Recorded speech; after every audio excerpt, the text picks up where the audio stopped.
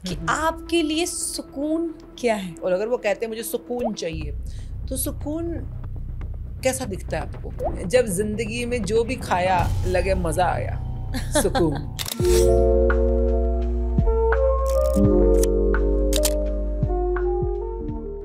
Ma'am ये तो tough है, हमें खुद को ही नहीं पता कि हम ढूंढने क्या चले हैं। इसीलिए इसी डिलेमा में लोग घूमते रह जाते हैं और भटकते रह जाते हैं। और कई बार जहाँ पर ढूंढने जा रहे हैं उन जगहों पे लोग भी कह रहे हैं ये करो तुम्हें शांति मिलेगी।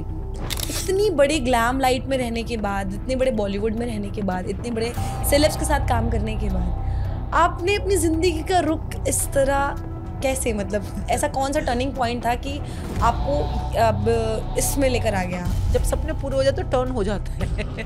तो मैम आज तक आपने इतने सारे एक्टर्स के साथ काम किया है, पर्सनली आपको किसकी सबसे ज़्यादा स्किन पसंद आई, या ऐसा लगा हो आपको कि नेचुरल बॉडी है, मतलब विदाउट मेकअप भी वो एक अलग लेवल की ब्यूटी है? मैन के विमेन। अभी आज के डेट में कोई LOA बोल देता है तो मुझे LOA शुरू में बोला क्या मतलब लाइन ऑफ ऑर्डर क्या होता है ये? फिर मुझे अच्छा law of attraction. Law of attraction को लॉ ऑफ अट्रैक्शन बोलो ना यार। के टाइम में ना 11 बहुत एंजल नंबर। तो मैंने जब नेगेटिव एनर्जी को यूज किया है तो नीचे जाते हुए अपने आप को देखा है, चाहे वो नेम, फेम, पॉपुलैरिटी, पैसा जो भी है। और जब मैंने पॉजिटिव एनर्जी को यूज किया है तो मैंने ऊपर जाते हुए भी देखा है। तो लाइफ का जो इकलौता कंफर्म्ड ट्रुथ है, अगर आप पैदा हुए हो, पता नहीं आप अमीर बनोगे कि नहीं, पता नहीं आप ये पाओगे कि नहीं, ये मिलेगा कि नहीं, हर चीज़ के अंदर पॉसिबिलिटी है। उसको कहते हैं realm of possibilities. From your beginning to your end you are living in the realm of possibilities. But the only truth for a human which is there कि हाँ एक दिन आपके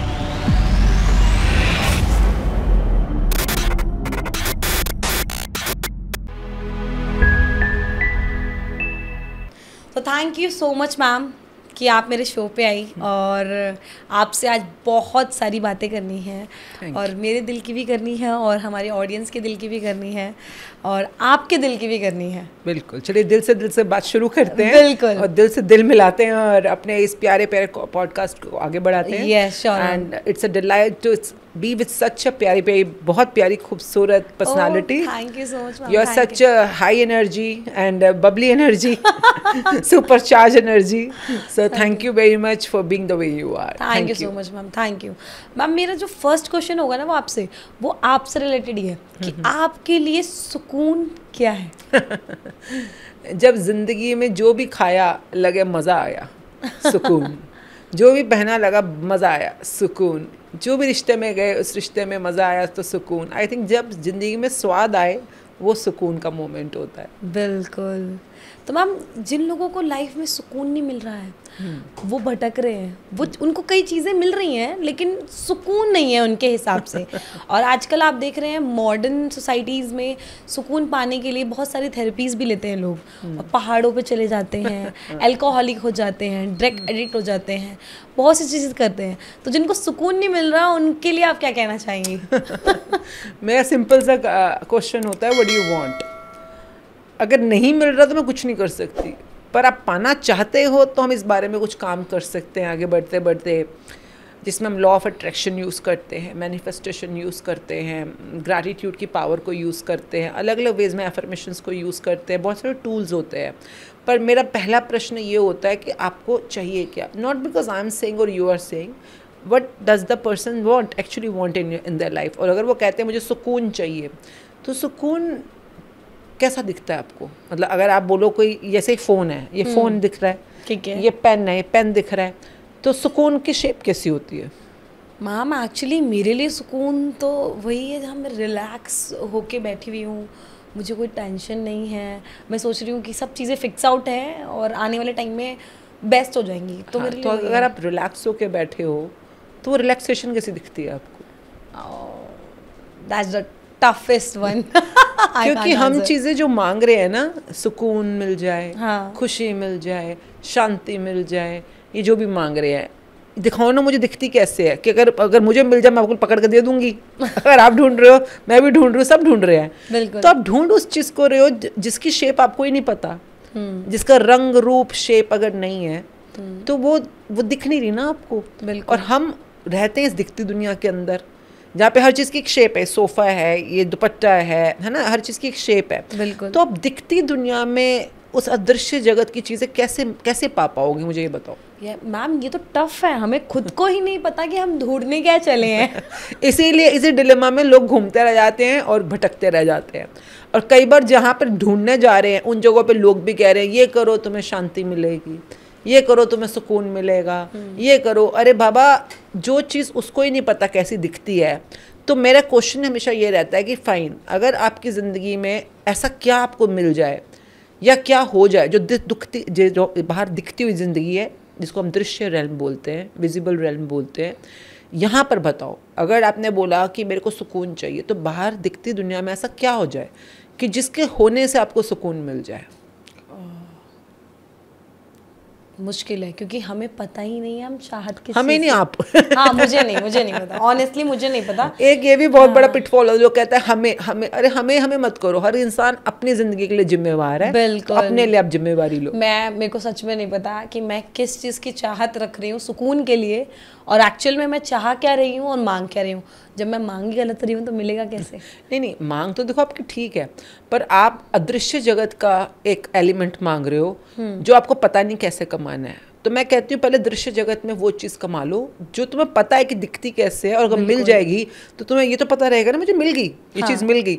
और उसको पाने से अगर सुकून मिलना है तो चलो इसी को पाने की कोशिश करते हैं। क्योंकि यहाँ तो तुम फॉर्मूला लगा दोगे और पता भी चल जाएगा मिली कि नहीं मिली। अगर किसी को कोई बोले कि मेरे को नौकरी मिल जाए, अब मैं बोलूँगी नौकरी कौन सी वाली, कि ये नौकरी इस पोस्ट पे इस सैलरी पे अगर मुझे महीने की मिल रही है तो मेरे को बड़ा सुकून मिल रहा है। ओके, हाँ तो नौकरी तो दिख रही है ना आपको, कि इस बैंक पे मैनेजर की पोस्ट जो कि इतने लाख रुपए वाले पैकेज की पोस्ट है, अगर ये मिल रही है तो मुझे सुकून मिल रहा है। यस, तो ये तो चलो दृश्य विजिबल रेल्म में आपको दिख रहा है, आप पा भी सकते हो फॉर्मूला फिट करके। तो हमारी मोस्टली अदृश्य जगह जिसको हम इनविजिबल रेल्म कहते हैं, उसकी जो एक्सपीरियंसेस होते हैं वो कहीं ना कहीं दृश्य दुनिया के अंदर किसी न किसी चीज़, वस्तु, इंसान, किसी न किसी प्रॉपर्टी, किसी चीज़ के साथ अटैच होते हैं। तो फिलहाल इन पे फोकस करो। इनको पाने की वजह से वो पाना अगर आप शुरू कर दोगे तो चलो आपको बैलेंस बनाना आ जाएगा विजिबल रेल्म और इनविजिबल रेल्म में। और जब दोनों बैलेंस बनाना आना जाएगा, अभी तो पता ही नहीं ना सुकून मिलेगा कैसे, तो पता ही नहीं, तो लोग क्या करते हैं, शराब P low, cigarette P low, वो फुट्टा मार लो, हुक्का मार लो, इसको पीने से रिलैक्स मिल रहा है, सुकून मिल रहा है। अरे बाबा, जो तुम ये कर रहे हो ये तुम्हारे को टेम्परेरी मिल रहा है, ये परमानेंट तो है नहीं, टेम्परेरी है। अभी किया कुछ आपको ऐसा अनकॉन्शियस फील होगा, आपको लगा सुकून, वो सुकून नहीं है, उसको बेहोशी कहते हैं, उसको अनकॉन्शियसनेस कहते हैं, दोनों में फ़र्क होता है काफ़ी ना।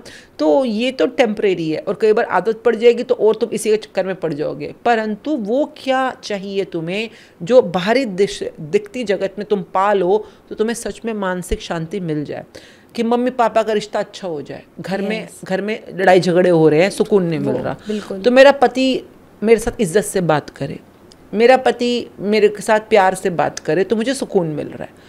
तो नाउ वर्क ऑन इट ना, कि पति के साथ तुम क्या मैनिफेस्ट करो कि वो तुमसे इज्जत से बात करना शुरू कर दे।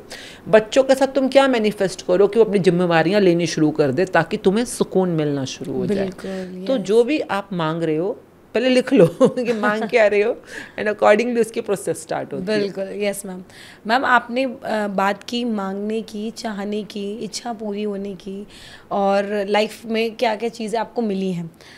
मैम ऐसे तो मैं आपकी लाइफ के बारे में बात करना चाहूँगी, इफ़ यू डोंट माइंड। हाँ जी, नहीं आपकी लाइफ की आपने इतनी सारी अचीवमेंट्स हासिल कर रखी हैं, जो ड्रीम एक्चुअल में आज के टाइम में लोगों का, वो आप अचीव कर चुके हैं।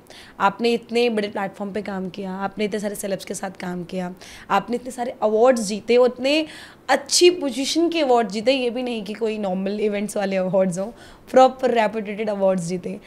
इतनी बड़ी ग्लैम लाइट में रहने के बाद, इतने बड़े बॉलीवुड में रहने के बाद, इतने बड़े सेलेब्स के साथ काम करने के बाद, आपने अपनी ज़िंदगी का रुख इस तरह कैसे, मतलब ऐसा कौन सा टर्निंग पॉइंट था कि आपको अब इसमें लेकर आ गया? आपने ग्लैम वर्ल्ड छोड़ दिया, आपकी अभी मैं ग्लैमरस नहीं लग रही हूँ? नहीं, ग्लैमरस आप बहुत लग रहे हो, इसमें भी आपकी एक परफेक्ट स्टाइलिंग है, सब कुछ है, लेकिन एक चकाचौंध वाली दुनिया छोड़ के एक अपने मन को शांति देना, मैनिफेस्ट करना, और लोगों को सिखाना कि कैसे अपने आप की इच्छाओं को पूरा करना है, कैसे शांति लाना है, टोटली डिफरेंट थिंग ना मैम। आपको तो पता है ग्लैम वर्ल्ड कैसा है और ये वर्ल्ड कैसा है, दोनों ही वर्ल्ड बिल्कुल ही अपोजिट है।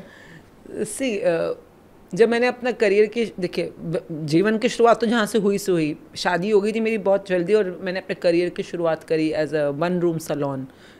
ये जो कमरा भी हम बीच में बैठे हैं इससे भी आधा साइज़ होगा, जहाँ पे मैंने अपने करियर की शुरुआत करी थी, अपने घर के फर्स्ट फ्लोर पे छोटे से कमरे के साथ। और वो कमरा बढ़ते बढ़ते बढ़ते कैसे पूरी एक ब्रांच बन गया, फिर सेकंड ब्रांच बनी, थर्ड फोर्थ फिफ्थ, दिल्ली के प्राइम लोकेशंस पे ब्रांचेस खुलती चली गई, एकेडमीज खुलती चली गई। तो पहली चीज़ तो वो चकाचौंध ग्लैमर या जो भी वो दुनिया थी, वो बहुत मेरे को बहुत प्यारी दुनिया थी। आई नेवर से कि उस दुनिया में कुछ कमी थी या कुछ कम था, मतलब वो दुनिया अपने आप में ब्यूटीफुल दुनिया है। और जब तक आप किसी चीज़ की पॉजिटिविटी में रहते हो, किसी चीज़ के ग्रैटिट्यूड में रहते हो, मतलब एक टाइम वो था जब मैंने अपना करियर की शुरुआत करी तो वो ज़रूरत थी, क्योंकि मेरे को उस समय मुझे एक चीज़ अच्छी नहीं लगती थी, पैसा मांगना। शादी हो गई थी मेरी जल्दी, फिर आई गॉट प्रेग्नेंट इन मैं कॉलेज में थी उस टाइम पर, फर्स्ट ईयर में शादी हुई थी, सेकंड ईयर में I was pregnant, third year में आई वाज अ मदर। तो मदर थी तो मतलब, और मेरी बेटी का जब फर्स्ट बर्थडे था तो आई स्टिल रिमेंबर, बिकॉज वो मोमेंट मेरे लिए बहुत पैल्पेबल लाइव है कि मतलब मुझे अच्छी तरह से बर्थडे उसका सेलिब्रेट करने का मन था। पर हमारे घर में जॉइंट फैमिली होती है, जॉइंट फैमिली में चाहे पैसा हो भी, पर सारा पैसा सास ससुर के पास होता है, तो वो जितना देते हैं उतने में आपको अपना घर चलाना है, गुजारा करना है। तो वो देते थे पैसे, पर वो मेरे को कम पड़ते थे, क्योंकि मेरे शौक़ थोड़े हाई फाई थे। मतलब मैं नहीं खरीद सकती वो बुद्ध बाज़ार में मिलते कपड़े या सस्ते वाले कपड़े, मगर मेरे को अपनी बेटी को बर्थडे पे पहनाना है तो मैं चाहती हूँ कि अच्छी ड्रेस पहने वो।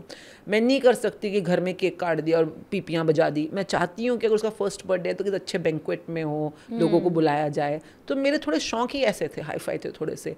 तो नहीं समझ आया मुझको कि कितना मांगूँ, किससे मांगूँ, कैसे मांगूँ। तो वो एक मोमेंट था मेरी लाइफ के अंदर उस समय कि जब मैं अपनी बेटी की ड्रेस खरीदने गई और जो मेरे पास पैसे थे वो मुझे पूरे नहीं पड़े उस समय, और मेरे को मजबूरी, जब मॉल टाउन एक जगह है नॉर्थ दिल्ली के अंदर ना, तो फिर एक सस्ती दुकान से वो डब्बे में से निकाल के दिखाते हैं ना कपड़े, गत्ते के डब्बे में से निकालते, तो फिर मैंने वहाँ से ख़रीदा और फिर उसको मॉडिफाई किया जैसे भी किया। But that moment was a turning point in my life कि यार अपने लिए तो चल फिर भी बंदा सोच लेता है, पर अपने बच्चों को ऐसी लाइफ मेरे को बिल्कुल नहीं देनी जहाँ पे तुम हर चीज़ के लिए सोचो कि खरीद सकते हैं कि नहीं, यहाँ जा सकते हैं कि नहीं। I should have enough for my self. तो क्या करना है, यहाँ से शुरुआत हुई थी, कुछ तो करना पड़ेगा, है ना। मतलब ये नहीं घर में पैसा नहीं है, पर पैसा मांगना पड़ रहा है बार बार, और मांगना मुझे पसंद नहीं है, इन द सेंस कि अब आज मेरी शादी को 29 साल हो गए, by the grace of universe ही बोलूँगी कि मतलब मांगा तो सिर्फ परमात्मा के आगे मांगा, बस जब भी मांगा परमात्मा से, यूनिवर्स से मांगा, और ज़िंदगी में और किसी से नहीं मांगा, ज़रूरत ही नहीं पड़ी, क्योंकि जब परमात्मा से मांग लिया तो बस वही है देने वाला। तो फिर वो मांगते हैं तो परमात्मा भी मांगता है कुछ, वो मेरे ख्याल से उनको आपकी दिल से निकली आभार या धन्यवाद या शुक्राना, वो जो भी उनका तरीका है काम कराने का। तो मतलब 29 साल हो गए, मुझे आज भी अपने हस्बैंड के पर्स का कलर नहीं पता। मुझे पता ही नहीं उनका वॉलेट कौन से कलर का है, क्योंकि आप मतलब कहाँ रखते हैं, कैसे रखते हैं, उसका कलर क्या है। जैसे वाइफ्स को कई बार होता है, ज़रूरत ही नहीं पड़ी, आज तक ज़रूरत नहीं पड़ी ना पैसा लेने की ना मांगने की, क्योंकि कोई है जो टेक केयर कर रहा है, वो टेक केयर कर रहा है। तो ये मेरे साथ हमेशा से रहा, जैसे कि पैसों की दुनिया में कोई था जो कृपा कर रहा है, मतलब, और तुम्हारे से बदले में बस यही चाहता है कि तुम उसको याद रखो, वो तुम्हें याद रखेगा, तुम उसको याद रखो अपने अपने शुक्रानों के अंदर। तो ये एक अच्छा रिलेशनशिप शायद शुरू से बिल्टअप हो गया। फिर उसके बाद जब सैलून चलने लग गए अपना, तो मेरे और भी बहुत अच्छे सपने थे मेरे बचपन से, एक बहुत कमाल का, क्योंकि आपने सपनों की बात करी है, आपने कहा टर्न क्यों से हो गए, जब सपने पूरे हो जाते तो टर्न हो जाते हैं इच्छाएं जब सारी पूरी हो जाती हैं तब अगली इच्छा ना, देखो अगर तुमने ये पा लिया, अब कुछ बड़ी चीज़ पाने के लिए, अब तुमने विजिबल रेल्म में जो था सब पा लिया, तो अब चलो इनविजिबल रेल्म की तरफ बढ़ते हैं, वहाँ पे भी बहुत कुछ है पाने के लिए। तो दैट वे, तो सपनों में बहुत बड़े बड़े सपने थे। बचपन से मेरा एक बहुत प्यारा सपना था तो वो मैं हमेशा याद रखती हूँ कि मेरे को, मैं बहुत छोटी थी और मेरी मम्मी या किसी और दुनिया के हिसाब से मैं सुंदर नहीं थी, तो लोगों को ऐसा लगता था कि मेरे दांत बहुत टेढ़े मेढ़े हैं या मैं सुंदर नहीं हूँ, बहुत ज़्यादा। मैं, आप मत बोलो, मेरी मम्मी को लगता था तो एंड इट्स ओके। पर मेरे सपने हमेशा से, मतलब आई रिमेंबर जब मैं स्कूल में 10th क्लास में थी तो एक मूवी आई थी खिलाड़ी नाम से, अक्षय कुमार की। और मुझे उसको देखते पहली नज़र का प्यार हो गया था। ओके, अक्षय कुमार तो अक्षय कुमार से मुझे प्यार हो गया, लिटरली प्यार, मतलब कि वाओ, मतलब मैंने जब पहली बार उनको बड़ी स्क्रीन में देखा तो मैं देखती ही रह गई थी कि क्या पर्सनालिटी है, क्या डांस है, क्या ह्यूमर है, क्या उनकी एक्शंस हैं। जो उन्होंने एक हाथ से आयशा जुल्का को उठाया था एक गाने के अंदर क्या बॉडी है, क्या स्टेमिना है। तो मतलब मज़ा आ गया देखकर कि कोई कमाल की कोई क्रिएशन है ये, मतलब कमाल का। तो मैंने उस बचपन में जो बचपना होता है, तो मैंने सोचा कि यार बॉयफ्रेंड हो तो ऐसा अक्षय हो, कुमार जैसा हो, ना तो ना हो मुझे तो ना हो, कोई नहीं ज़रूरत। तो मैंने पूरी ज़िंदगी कोई बॉयफ्रेंड बनाया ही नहीं कि हो तो ऐसा हो, नहीं तो कोई बात नहीं, रहने दो, है ना, वरना तुम कंपेयर करते रहोगे, उसको भी परेशान करोगे। तो खैर शादी हो गई, क्योंकि माँ बाप ने जल्दी शादी कर दी, जो भी उनका रीज़न था। पर मन में हमेशा से था एक दिन अक्षय कुमार के साथ मिलना है, एक जगह डांस करना है, एक जैसा बस, मतलब जैसे आप और मैं बैठे हैं ना, बस हम दोनों, ऐसे बातें। पर life takes on, life takes on in the sense कि बच्चे हो गए, घर गृहस्थी, वही सारा कुछ, झाड़ू पोछा, बर्तन, कपड़े, क्या है ना, सपने तो बंदे देख लेता है बड़े बड़े।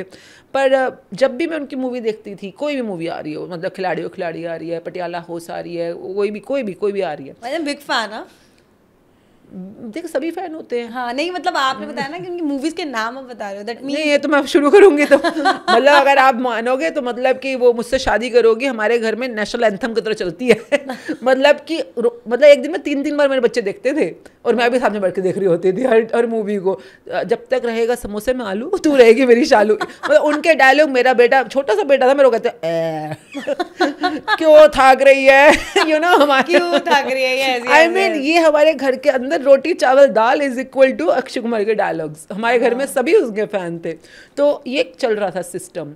और मैं देखो लाइफ के टाइम में बच्चे हो गए, परिवार हो गया, भूल जाते हो, मतलब वो अच्छा पसंद है, ये बात तो है, परंतु एक दिन अब मानेंगे, मैं बताना क्या चाह रही हूँ कि आप भूल जाते हो अपने सपनों के बारे में। यूनिवर्स याद रखता है, यूनिवर्स को सब याद रहता है कि ये आपके दिल की खुशी की चाहत है। मतलब कि जब भी उनकी वो मूवी देखनी, उनका कोई गाना देखना हर समय, जैसे कभी भी ऐसा हो ना कि यूट्यूब पे लगाना है, मूड चेंज करना है, अक्षय कुमार कॉमेडी सीन्स, तो हेरा फेरी के सीन आ जाते हैं, है ना, कोई भी कॉमेडी सीन आ जाता है। कभी रोमांटिक होने का मन करता है तो वो गाना है उनका प्रियंका चोपड़ा के साथ, बड़ा सही गाना है उनका मूवी का ना, तो उसमें डांस देखो, गिला गिला गिला, कभी वो है कटरीना के साथ गाना है कि बहुत सारे अच्छे गाने हैं, तो मजा आता है देखकर, क्या ड्रेसिंग सेंस है, क्या बंदे का ह्यूमर है, क्या बढ़िया काम है। तो चलो एक दिन करते कराते मैं सैलून में काम कर रही हूँ और अचानक मुझे फ़ोन आया। मतलब मुझे क्या पता, मुझे नहीं पता ये कैसे होती हैं चीज़ें, मैंने तो छोड़ रखा है यूनिवर्स पे कि, और मन में भावना थी कि ऐसे ना सपनों का एक बार मूवी देखते देखते ऐसा लगता है हाँ हम दोनों बातें कर रहे हैं, जैसे हीरोइन को मैं रिप्लेस कर देती थी कि हम दोनों बातें कर रहे हैं, अक्षय कुमारी हैं, हाँ हम दोनों अकेले खड़े हैं, ऐसे अच्छी अच्छी पीछे ग्रीनरी है, वादियां हैं, धूप के ऐसी किरणें आ रही हैं, हम दोनों हंस रहे हैं टाइप्स जैसे हीरोइनें करती हैं। तो कोई नहीं, खुश होने के लिए क्या बुरा है। देखो जिंदगी में तुम सोचो क्या क्या नहीं मिला तो रोते रह जाओगे। एग्जैक्टली, जिंदगी में बहुत कुछ मिला है and I am very happy with that. And ये जो अभी देख रहे हैं ये भी बहुत बढ़िया है भाई, ठीक है सामने नहीं है, विजुअलाइजेशन तो है ना दिमाग में, विजुअलाइजेशन में घूम लेते थे हम, उनका हंस लेते थे, खेल लेते थे। और एक दिन फोन आया बाई चांसली, उस समय मेरे पार्लर में रिसेप्शनिस्ट उस दिन छुट्टी पे थी, कोई और लड़की खड़ी होगी क्योंकि मैं तो अंदर काम कर रही थी, I was a hair dresser, I was a makeup artist, मैं काम ही करती रहती सारा दिन अंदर। तो फ़ोन कोई नहीं उठाया तो मैं गई, क्योंकि फ़ोन बज ही जा रहा था लैंडलाइन के ऊपर, तो मैं जाके उठाया तो उन्होंने कहा कि हाँ जी ऐसे पार्लर से बोल रहे हो आप आशमीन के यहाँ से बोल रहे हो? मैंने कहा हाँ। तो कहता है कि एक ना हम इसे कंपनी से बोल रहे हैं और हमारे को ना आपकी हेल्प चाहिए। मैंने कहा क्या हेल्प चाहिए? कहते हैं हमारे ना एक ऐसे एक सेलिब्रिटी का यहाँ पर एक शो है और उनके मेकअप आर्टिस्ट ने आना था बॉम्बे से, वो बाई चांसली आ नहीं पाए हैं। नाम मेंशन किया उन्होंने? नहीं तो ऐसे कल उनका कॉन्सर्ट है, उनका ना कॉन्सर्ट, म्यूजिशियन वो म्यूजिक में थे, तो कॉन्सर्ट है तो उनका मेकअप करना है। तो मेरे को तब तक पता नहीं था क्या चीज़ें होती है, तो मैंने कहा अच्छा तो कितने पैसे दोगे? कहते नहीं पैसे नहीं देंगे, हम आपके उनके साथ फोटो खिंचा देंगे। मैंने कहा ये क्या मतलब हुआ, हम इतने दूर आएंगे तो पैसे तो दोगे ना, काम तो कराओगे आप हमसे। तो तब तक मुझे पता नहीं था सिस्टम कैसे चलता है। कहता नहीं जी आप आओगे, आप उनके कॉन्सर्ट में आओगे, कॉन्सर्ट की टिकट इतनी 1000 रुपए की है, आप कॉन्सर्ट अटेंड कर लेना ना, हम बदले में आपका नाम बहुत है इसलिए हम आपको बुला रहे हैं, काइंड ऑफ कोलैबोरेशन। हाँ काइंड ऑफ। तब तक मुझे नहीं पता थी ये बात है, मैं एक छोटे मामूली से पार्लर वाली, मुझे क्या पता है बात है। हम दिन की दिहाड़ी बनाते थे काम ऐसे चलता था हमारा। तो मैंने कहा अच्छा, तो उसने बोला ऐसे राहत फतेह अली खान का शो है, उस समय वो सुरीली नैनो सुरीली अखियों वाला वो गाना चल रहा था, बड़ा हिट गाना था। तो राहत फ़तेह अली खान का कॉन्सर्ट था, तो आपको उनका टचअप करना है, और साथ में एक दो वो नशा बैंड था, उसमें बड़ा फेमस बैंड था उस टाइम पर, तो जिसमें अभी ये क्या नाम है उनका, जो ओ मेरे हमसफ़र गाना आ गया था, ये उस बैंड के लीड सिंगर का गाना है। तो इनके टचअप्स करने हैं आपने, बस ये करना है वो करना है, एंकर का मेकअप करना है, तो हम बदले में आपको इनके साथ मिलवा देंगे, आपको कॉन्सर्ट की टिकट फ्री दे देंगे, ये वो। मैंने मन में आया कि चलो इसी बहाने राहत फ़तेह अली खान का कॉन्सर्ट देखना मिल जाएगा, हम कभी गई नहीं थी मैं कॉन्सर्ट में, तो मैंने कहा चल ठीक है करते हैं। तो पहला शो था वो मेरा, तो मैं गई, करा काम, तो उसने बीच में आके बोला कि हमने आपसे बोला नहीं था, पर एंकर भी हैं या एक दो कोई फिलर्स होंगे, फिलर्स का भी प्लीज़ मेकअप करा दो आप। तो अब मैंने कहा कि चल कोई बात नहीं, कई बार तुम थैंकफुल होते हो, गुड एनर्जी में होते हो, यू आर नॉट चिक चिक चिक चिक। तो मैंने कहा ठीक है कोई बात नहीं, कर देते हैं, कर दिया उनका काम। अब वो ऑर्गेनाइजर हो गया खुश मतलब इन द सेंस कि उसको अच्छा लगा, हमारा काम भी अच्छा था, और खैर उनको मैंने डीलिंग में कनेक्टिविटी बन गई उसके साथ ना, मैंने नहीं बनाया, वो अपने आप उसका फोन आया, अपने आप हम आ गए, अपने आप बन गया। अगले दिन उसका फिर फोन 1-2 दिन बाद आया कि ऐसे ऐसे मैं बता रही हूँ रास्ते कैसे बनते हैं, आप सिर्फ सरेंडर करो, be thankful, be in good energy. तो कोई और मूवी थी जिसमें विनय पाठक और माही गिल थे, तो उन्होंने कहा इनके साथ ये है, आप प्लीज़ आ जाओ, काम करना है ये वो। तो मैंने कहा यार हम तो पैसे के बिना काम नहीं करते, तो कहते प्लीज़ ये वो है, हम स्पॉन्सर है, कोलैबोरेशन कर लेते हैं। फिर मुझे मेरे को विनय पाठक बहुत अच्छे लगते थे उस ज़माने में, तो पता नहीं कौन सी मूवी थी वो, माही गिल के साथ। तो मैं गई, चलो काम हो गया, जो भी है उनका मिलना हुआ, बातचीत हुई, जो भी था। उसके बाद क्योंकि हम काम कर रहे थे, उस इंसान से हमारी अच्छी ट्यूनिंग हो गई, जो भी वो ऑर्गेनाइज़र था। तो करते कराते अभी 2-3 दिन हुए, कहता पटियाला हाउस आ रही है movie, oh my God, and Akshay Kumar आ रहे हैं, और ये जो भी उसने बोला, मैं तो हाँ, ऐसा लगा कि मतलब पता नहीं क्या सुन लिया ये बात भाई, क्या मिल गया ये तो। मतलब universe want to give you but it will take your test also. तो हम गए, मतलब ये सब चीज़ें इसलिए बता रही हूँ क्योंकि मेरी ज़िंदगी में एक एक सपना, फाइनली लंबी चौड़ी स्टोरी हुई, और फाइनली जो मैंने इमेजिनेशन में कभी भी सोचा था, मैं अक्षय वक्त खड़ी हूँ, वो अकेले हैं, हम दोनों गार्डन में खड़े, हम हंस रहे हैं, खेल रहे, डांस कर रहे हैं, एक एक चीज़ वैसे वैसी पूरी हुई, एक चीज़ वैसे वैसे ही पूरी हुई। मतलब जो टेस्ट हुए सब, मतलब सब के सब वैसे वैसे पूरे हुए। और जब जिस दिन मैंने ये सब कुछ कंप्लीट हुआ, मैं कहा वाओ, इस दुनिया में सपने पूरे होते हैं, एग्जैक्टली वैसे ही पूरे होते हैं जैसा कि आप सोचते हो, वैसे ही पूरे होते हैं। मतलब कि ये भी नहीं कि मैं जब उनसे पहली बार मिली तो हम एक बहुत बड़े इवेंट में मिले जहाँ बहुत सारे लोग थे, पर तब भी हम इकट्ठे मिले, बातचीत करी, everything was so good. It was a big hotel का हॉल था, बड़ा सा मॉल के अंदर होटल था, होटल के अंदर ये हॉल था, जो भी था। पर मैं खुश थी, जब पहली बार मिली बहुत हैप्पी थी, मतलब ऐसे वो मतलब पागल ही हो जाते कि मतलब किसी को तुम पास से मिलो, हाथ मिलाया, एवरीथिंग वाज एक्साइटमेंट। हाँ, दिल में थोड़ी थोड़ी गुदगुदी तो वो छोटी चीज है, दिल बाहर आ जाए, जोर जोर क्यों चल रहा है। यस इतनी खुशी थी उस दिन मुझको, मेरे हस्बैंड को भी, he was a big fan. तो एनीवेज, तो हम लोग वापस आ रहे थे, और मतलब देखो आप खुश हो ना, बेशक वो एग्जैक्टली वो नहीं था कि सनलाइट थी, ग्रीनरी था जो मैं इमेजिन करती थी, but I was coming back and suddenly that some other organizers person called कि आप कल मॉर्निंग में क्या कर रहे हो। तो मैंने कल मॉर्निंग में क्या कर रहे हो, अगले संडे था, तो कहता आ जाओ ब्रेकफास्ट पे, आ जाओ, अक्षय सर हैं, आ जाओ उनके मतलब बॉबी देओल भी थे, सुनील भी थे, सुनील शेट्टी थे और इरफान थे, तो पर आ जाओ सुबह ब्रेकफास्ट पे आ जाओ। मैं आर यू श्योर? कहता हाँ कोई नहीं है, बस वही लोग होंगे और आप आ जाओ, बिकॉज क्योंकि उस समय रात को जो हमारी शाम को बातचीत हुई, जो वहाँ पे माहौल क्रिएट हुआ, it was so positive and so grateful कि like universe give you more and more and more. आपको लग रहा है लोग बुला रहे हैं, पर लोग भी तभी बुला सकते हैं जब यूनिवर्स अलाइंड है। तो आपको जो मिले, अगर आप चिक चिक चिक चिक कर रहे हो, चू चू चांचा कर रहे हो, तो जो आगे मिलना है ना वो भी रुक जाएगा। ये तो फैक्ट है। तो अगर आप आज जो मिला, जितना मिला, कम मिला, ज्यादा मिला, कोई बात नहीं, हाँ be happy about it and universe will give you more more more. तो खैर अगले दिन तो फिर जो हुआ वो तो खैर अपने आप में हिस्ट्री है। हिस्ट्री है, मतलब कमाल कर। उसके बाद तो अक्सर में मतलब आपकी लाइफ में फिर वो चीज यूज्ड टू हो गई, फिर आप उस मतलब अपॉर्चुनिटी, उसको राउडी रट हो रही, उसके बाद तो तांता लग गया कि मिलने का और होने का आपस में। तो उनको तो अब आप पूरी तरीके से याद होंगे। अब कहाँ, वो तब की बात है। फिर एक दिन पेट भर गया मेरा। नहीं वैसे अब इतने सालों बाद आपको देखेंगे तो याद तो आई। ऐसे तो नहीं, वैसे वाला फिर भी याद हो, ऐसे अब आपने याद दिलाया, अब ऐसे मिल के आती हूँ। बिल्कुल। तो इसीलिए, पर बहुत कमाल के, मतलब बहुत मतलब कई लोगों को मिलकर आपको लगता है हेवनली एक्सपीरियंस, तो he is one of the angels like that, very positive, very humorous, छोटी छोटी बात के ऊपर हंसना। जैसे राउडी राठौर के टाइम पे I remember because it there was a song ता ता ता ता ता ता समथिंग करके कुछ गाना था, तो उसमें प्रभुदेव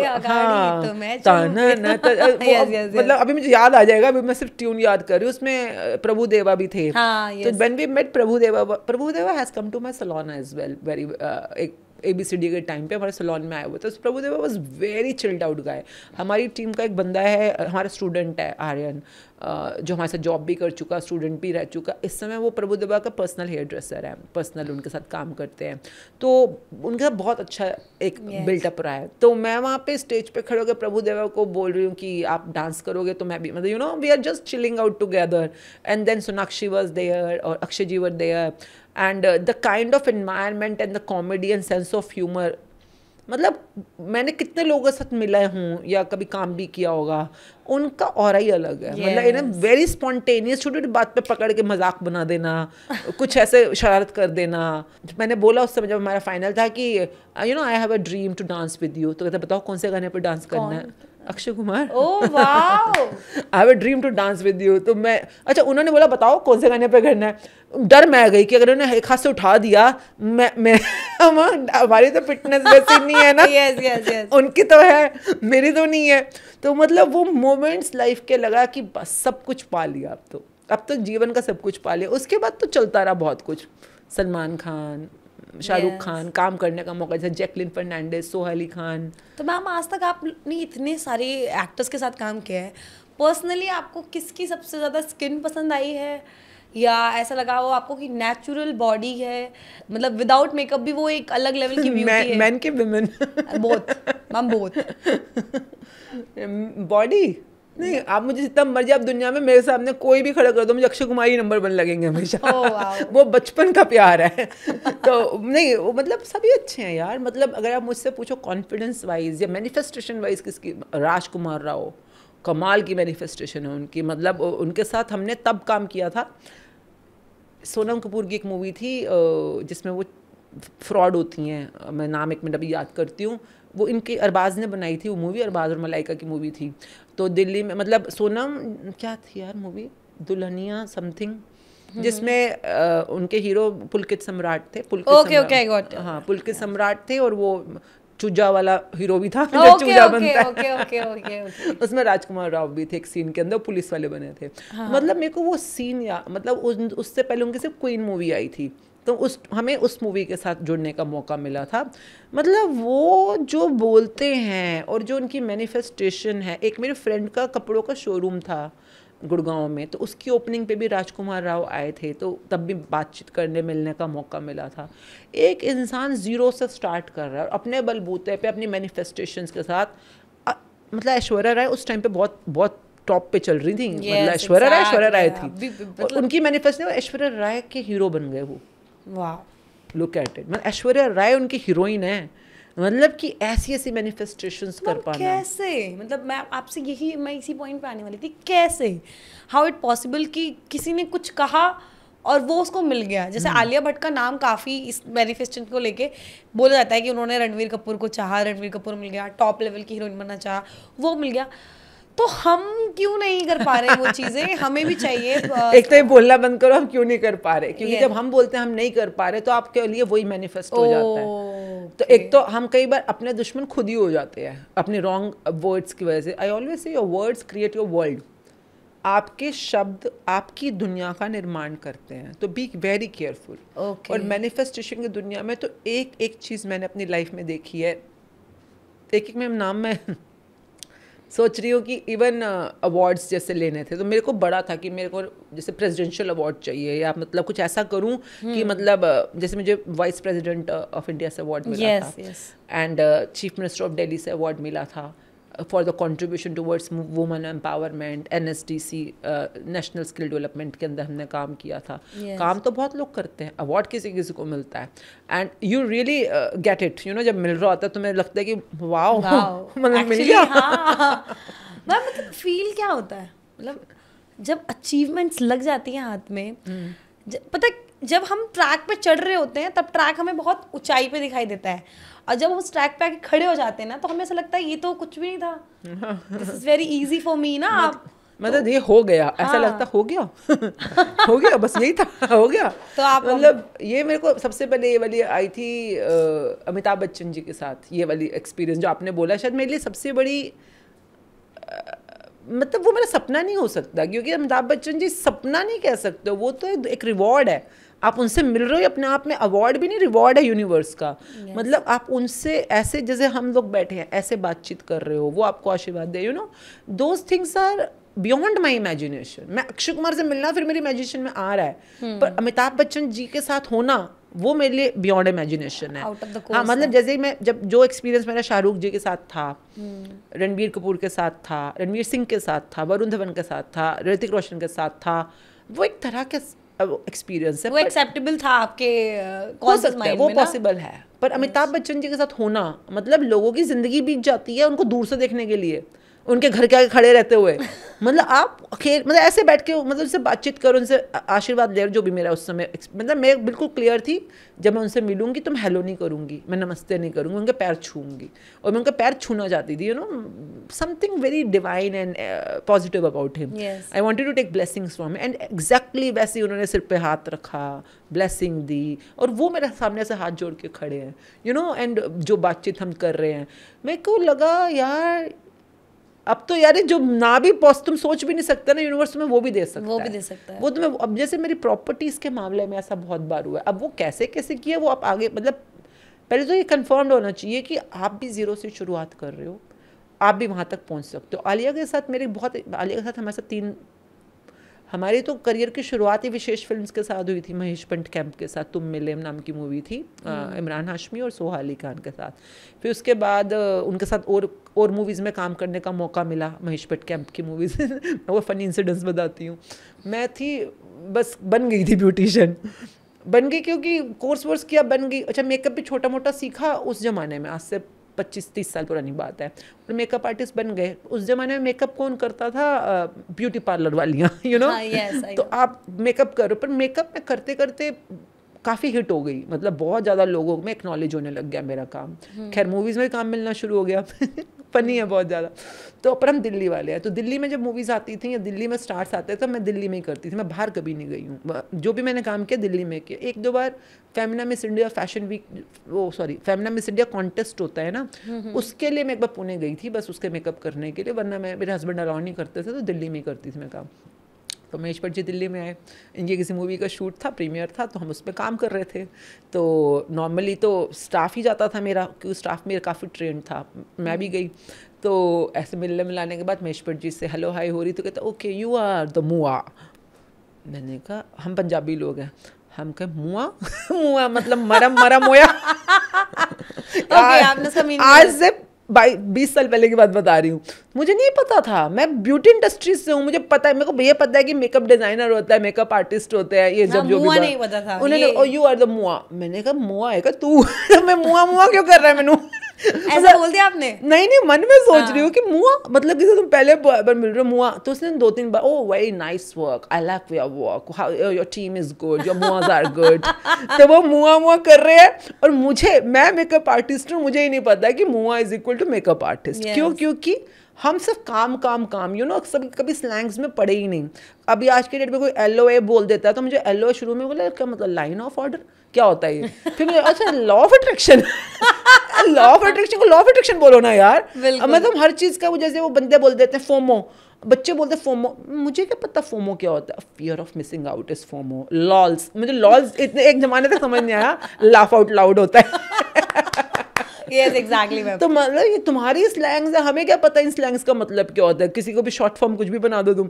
तो खैर नहीं वो, बट मेरा मतलब आई was a makeup artist and I was a very renowned makeup artist, but I didn't know मुआ होते हैं वो लोग। पर वो मतलब ये थोड़ा ट्रेंडी ज्यादा हुआ है ना, ये वाली ट्रेनिंग मेरे को महेश भट्ट जी ने दी है। महेश भट्ट जी ने मुझे सिखाया है यू आर मुआ। मैम डिफरेंस बिटवीन मुआ एंड पार्लर वाली? देखिए पार्लर वाली एक नॉर्मल टर्म है, मुआ is slang, dignified and celebrated slang. हमारे ज़माने में अगर कोई पार्लर खोलता था या मेकअप जो भी करता था, कुछ करने को नहीं है ना, तुमने पार्लर खोल लिया। और पार्लर खोलना बहुत डिग्निफाइड बात नहीं मानी जाती थी कि बड़ी इज्जत का काम कर लिया, मतलब तो कुछ नहीं आता वो ये काम करेगा। आज की डेट में डॉक्टर, हमारी जो स्टूडेंट्स थी हमारी एकेडमीज के अंदर, एयर होस्टेसेस लुफ्थांसा की, डॉक्टर्स जो गायनाकोलॉजिस्ट है वो आके हमारे से मेकअप आर्टिस्ट का कोर्स कर रही है। मतलब इतने बड़ी बड़ी पोस्ट पे जो लेडीज या लड़के भी होते थे कई बार जो इंजीनियर हैं, वो आके मेकअप आर्टिस्ट का, आज की डेट में मेकअप आर्टिस्ट होना इज्जत है, एक तरह का स्किल है, एक तरह का टैलेंट है। और इस मुकाम तक पहुंचने के लिए बहुत लोगों की मेहनत लगी है। I should give gratitude to Ambika Pillai थे हमारे उस टाइम्स के अंदर ना। मतलब अंबिका, देखिए डिज़ाइनर्स को मिल रही है इज्जत, ज्वेलर्स को मिल रही है इज्जत, हाँ वो डिज़ाइनर है। और जो इतना बड़ा फेस के ऊपर क्रिएशन कर रहा है, बालों की क्रिएशन कर रहा है, वो क्या है, वो जैसे एक डब्बा उठा के घूमने वाला एक नॉर्मल बंदा है। उस जमाने में यही माना जाता था। लोगों ने ना अपनी इज्जत बनाई नहीं रखी थी। वर्दीनेस तो आप बनाओगे ना, you are worth of it. तो I remember like I used to do makeups for there is a magazine called, मतलब अलग अलग मैगजीन्स के अंदर हम काम करते हैं। एंड परसेंट हो गया, ग्रह शोभा हो गया, मेरी सहेली हो गया, तो वेडिंग ऑफ, उस जमाने में सारी मैगजीन्स चलती थी। तो मतलब काम करते थे, पर इज्जत तो तुम्हें खुद कमानी पड़ेगी ना। तो I remember I was working for a magazine, उसमें मेकअप किया मॉडल्स का। तो एंड में जब पैसे देने की बारी आई तो उन्होंने कहा, आप पैसे नहीं दे रहे थे वो ना, क्योंकि पैसों के हम उस पर काम करते थे। कहते आप ना ऐड ले लो, मैगजीन में एक ऐड ले लो। मैंने कहा मैं क्या करूँगी ऐड लेकर, आपने काम करवाया, पैसे दो। तो that was the scenarios in those days. तो उन्होंने कहा कि नहीं नहीं, इससे आपकी ये हो जाएगी, पब्लिसिटी हो जाएगी, ये हो जाएगा। तो जो मैंने मेकअप कर रही थी ना, जिस मॉडल का मैं दिल्ली में नहीं, इंडिया की फ्रेटर्निटी में पहली मेकअप आर्टिस्ट थी जिसने मेकअप करते हुए की फोटो किसी एड में छपवाई है। Oh wow, that's great, man. Around 25 years back. मैं उससे पहले मेकअप तो बहुत लोग कर रहे थे अपनी फोटो, मतलब कोई पैसे दे के ऐड छपवाएगा, उस जमाने में नहीं था यार। मेकअप आर्टिस्ट कौन, इतना ट्रेंड नहीं था। मेकअप आर्टिस्ट ही नहीं होता है, पार्लर वाली होती थी सिंपल। yes. पर वहाँ पे ये थोड़ा लिखवाऊंगी आशमीन मंजाल पार्लर वाली। yes of course, तो वहाँ पे वो मेकअप आर्टिस्ट नहीं, मेकअप आर्टिस्ट था। और धीरे धीरे मेकअप डिजाइनर वर्ड आया, फिर सेलिब्रिटी मेकअप आर्टिस्ट वर्ड आया। जब when I was working with, मेरा फर्स्ट मेकअप सेलिब्रिटीज में होता डायना हिडन के साथ। She was one of the miss world winner and very top model, and Bollywood में भी थी। तो तब धीरे धीरे काम बढ़ना शुरू हो गया मेरे सेलेब्स के साथ। तो आपने जो बोला एक्सपीरियंस और ब्यूटी पार्लर से मेकअप आर्टिस्ट बनना, तो उसमें ये जो हम लोगों ने काम, उस समय विद्या भी बहुत अच्छा काम करते थे। मैं मेकअप की फील्ड की बात बता रही हूँ। तो मतलब ये सब लोग बहुत बढ़िया काम करते थे। करंट में पारुल गर्ग का नाम तो आपने सुना होगा। ये अब मेरे बाद वाली जनरेशन। हाँ, आपके बाद वाली जनरेशन है। तो ये पारुल गर्ग की वीडियोस देखी आपने? नहीं, मैं बता रही हूँ ना, ये मेरे बाद वाली जनरेशन। आपने नहीं देखी? आजकल मैम एक ट्रेंड चला है, जितने भी मुआज हैं, जितनी भी बड़ी मेकअप आर्टिस्ट हैं, जिनके स्टूडियोज हैं, वो चेयर्स पे बैठाते हैं और प्यार से ट्रीट करना ब्राइडल को, Yoma Bachchan, I don't know कि कैमरास के लिए है कि कैसे है। और अगर हम कैमरा के बाद देखें तो जो ट्रीटमेंट होता है वो बहुत अलग होता है। लुक्स को लेके लोग बहुत सारी बातें करते हैं कि तुम बहुत बुरी दिखती हो, तुम्हारा मेकअप कैसे करे समझ में नहीं आ रहा है, ये आईब्रोज कैसी हैं, तुम्हारी आंखें कैसी हैं, मेरा ये मेकअप पैचेस आ रहे हैं, तो आपको तो मेकअप करना ही नहीं चाहिए। मतलब कहीं ना दुखी कर देते हैं। वो है आज के टाइम में बहुत, मैंने बहुत जगह देखी हैं ये चीज़ें कि कहीं ना कहीं मेकअप आर्टिस्ट भी इस तरीके से ना, जिसका मेकअप कर रहे होते हैं ना, उसके साथ ऐसी चीज़ें करते हैं और वो उस बेचारे का पूरा दिन खराब चला जाता है। तो आप इसमें क्या कहना चाहेंगे? देखिए, जो सच में प्यारा है और प्यार से काम कर रहा होगा, वो ज़रूर नाम कमा रहा होगा, वो ज़रूर इज्जत पा रहा होगा, वो ज़रूर पैसा बना रहा होगा। क्योंकि positive energy takes you higher. मैंने अपने लाइफ में दोनों करा हुआ है काम। मैंने पॉजिटिव एनर्जी भी यूज़ करी हुई है और कई बार मैंने गुस्सा भी करके देखा हुआ है। क्योंकि हो जाता है कई बार, जब तुम 40-50 मेकअप एक दिन में कर रहे हो तो किसी पॉइंट के ऊपर आप कंट्रोल कई बार हो जाता है, आउट हो जाते हो आप किसी बात पे।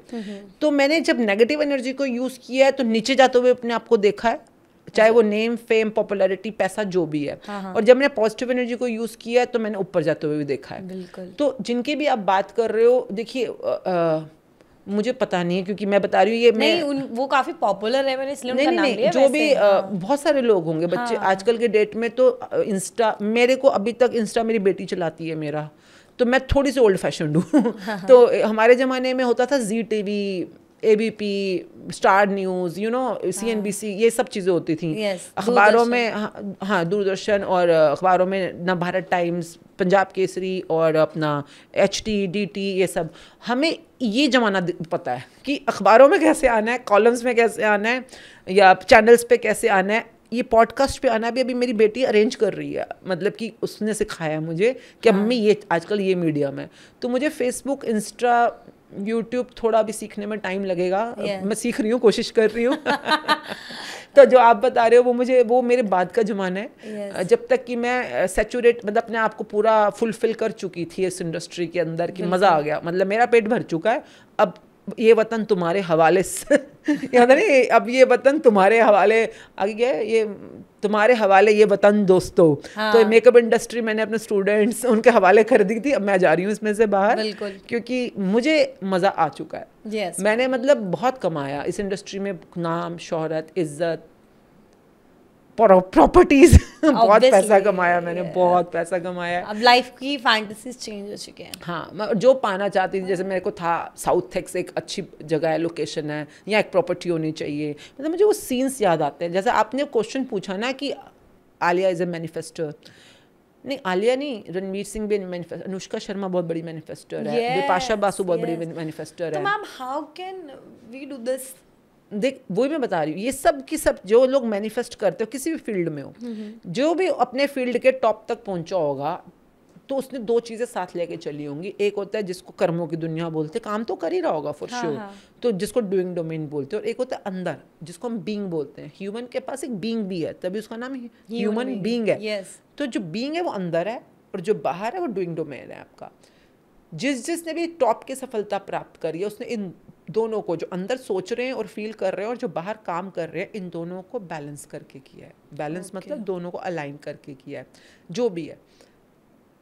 मतलब कई बार मैं पीछे मुड़ कर देखती हूँ, मैं हैरानी इसलिए होती हूँ कि मतलब मुझे कई बार डर भी लग जाता है कि कहीं मेरे अंदर ही कोई कैमरा तो नहीं फिट है, कोई मेरी बातें सुन भी रहा है, देख भी रहा है, एक एक चीज़ उसको पता है, जो प्रकट कर देता है सामने। तो जब तुम्हें पता चलता है कि कोई है जो तुम्हारे साथ हर समय एक्टिवली तुम्हारे साथ है, तो तुम अपने आप थोड़ा कॉन्शियस हो जाते हो, केयरफुल हो जाते हो कि क्या बोलना है, क्या सोचना है, क्या फील करना है, क्योंकि हर चीज़ रिकॉर्ड कर रहा है। अभी तो मैं सिक्खी में आ गई हूँ, पहले जैसे चित्रगुप्त कहते हैं, चित्रगुप्त है, धर्मराज है, ये सब चीज़ें होती हैं ना, जो ऐसे करनी वैसी भरनी, हर चीज़ का लेखा जोखा होता है।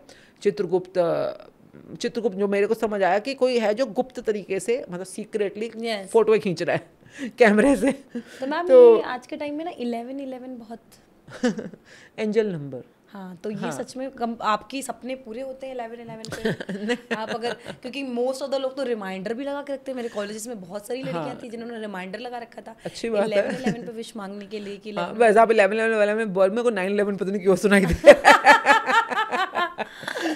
एनीवेज, जैसे आप 1111 करते हो, तो देखिए नंबर एक बिलीफ की बहुत ज़्यादा बात होती है। जैसे 369 है, 1111 है, जो भी एंजल नंबर्स बोलते हैं या टेस्ला नंबर्स बोलते हैं। मैं ये कहती हूँ कि अगर आपने यूनिवर्स के सीक्रेट्स को समझना है, यूनिवर्स रहस्यों का संसार है, दो तरीके हैं समझने के, जो मैंने अपने एक्सपीरियंस से समझा है। एक तो स्पिरिचुअलिटी, जिससे आप समझ सकते हो यूनिवर्स के रहस्यों को।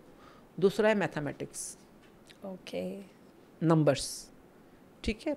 अब नंबर्स क्यों, मतलब देखो साइंस, जो अगर हम देखें साइंस क्या है, science is all about calculations, है ना। फॉर्मूला क्या है, कैलकुलेटेड फॉर्मूला होता है। विज्ञान भी तो मैथमेटिक्स पे बेस्ड है ना, अगर आप ध्यान से समझोगे। क्यों, जो अगर सपोज आप यहाँ बैठे हो अभी, हाँ, और आपको चांद पे जाना है फॉर एग्जांपल, तो आप कितने दिनों में, कितने मिनटों में, कितने सेकेंड के फ्रैक्शन में चांद पे पहुँचोगे, आपको यहाँ बैठे बैठे बता देगा साइंस, है कि नहीं। पता ही होता है जाने से पहले। तो मैथमेटिक्स कितनी सटीक है यूनिवर्स के रूल्स के साथ, कि उसको सब पता है। तो उसी तरह से 369 का जब हम नंबर बात करते हैं, या 1111 की नंबर की बात करते हैं, इनके अपने अपने अलाइनमेंट्स है यूनिवर्स के अंदर फ्रिक्वेंसीज के साथ, जिसको हम कई बार फ्रिक्वेंसी नंबर्स भी बोलते हैं। पर कई लोग फ्रिक्वेंसी नंबर को बस फ्रिक्वेंसी नंबर पर टैप इन कर लिया कि 1111 है या 369 है फॉर एग्जाम्पल।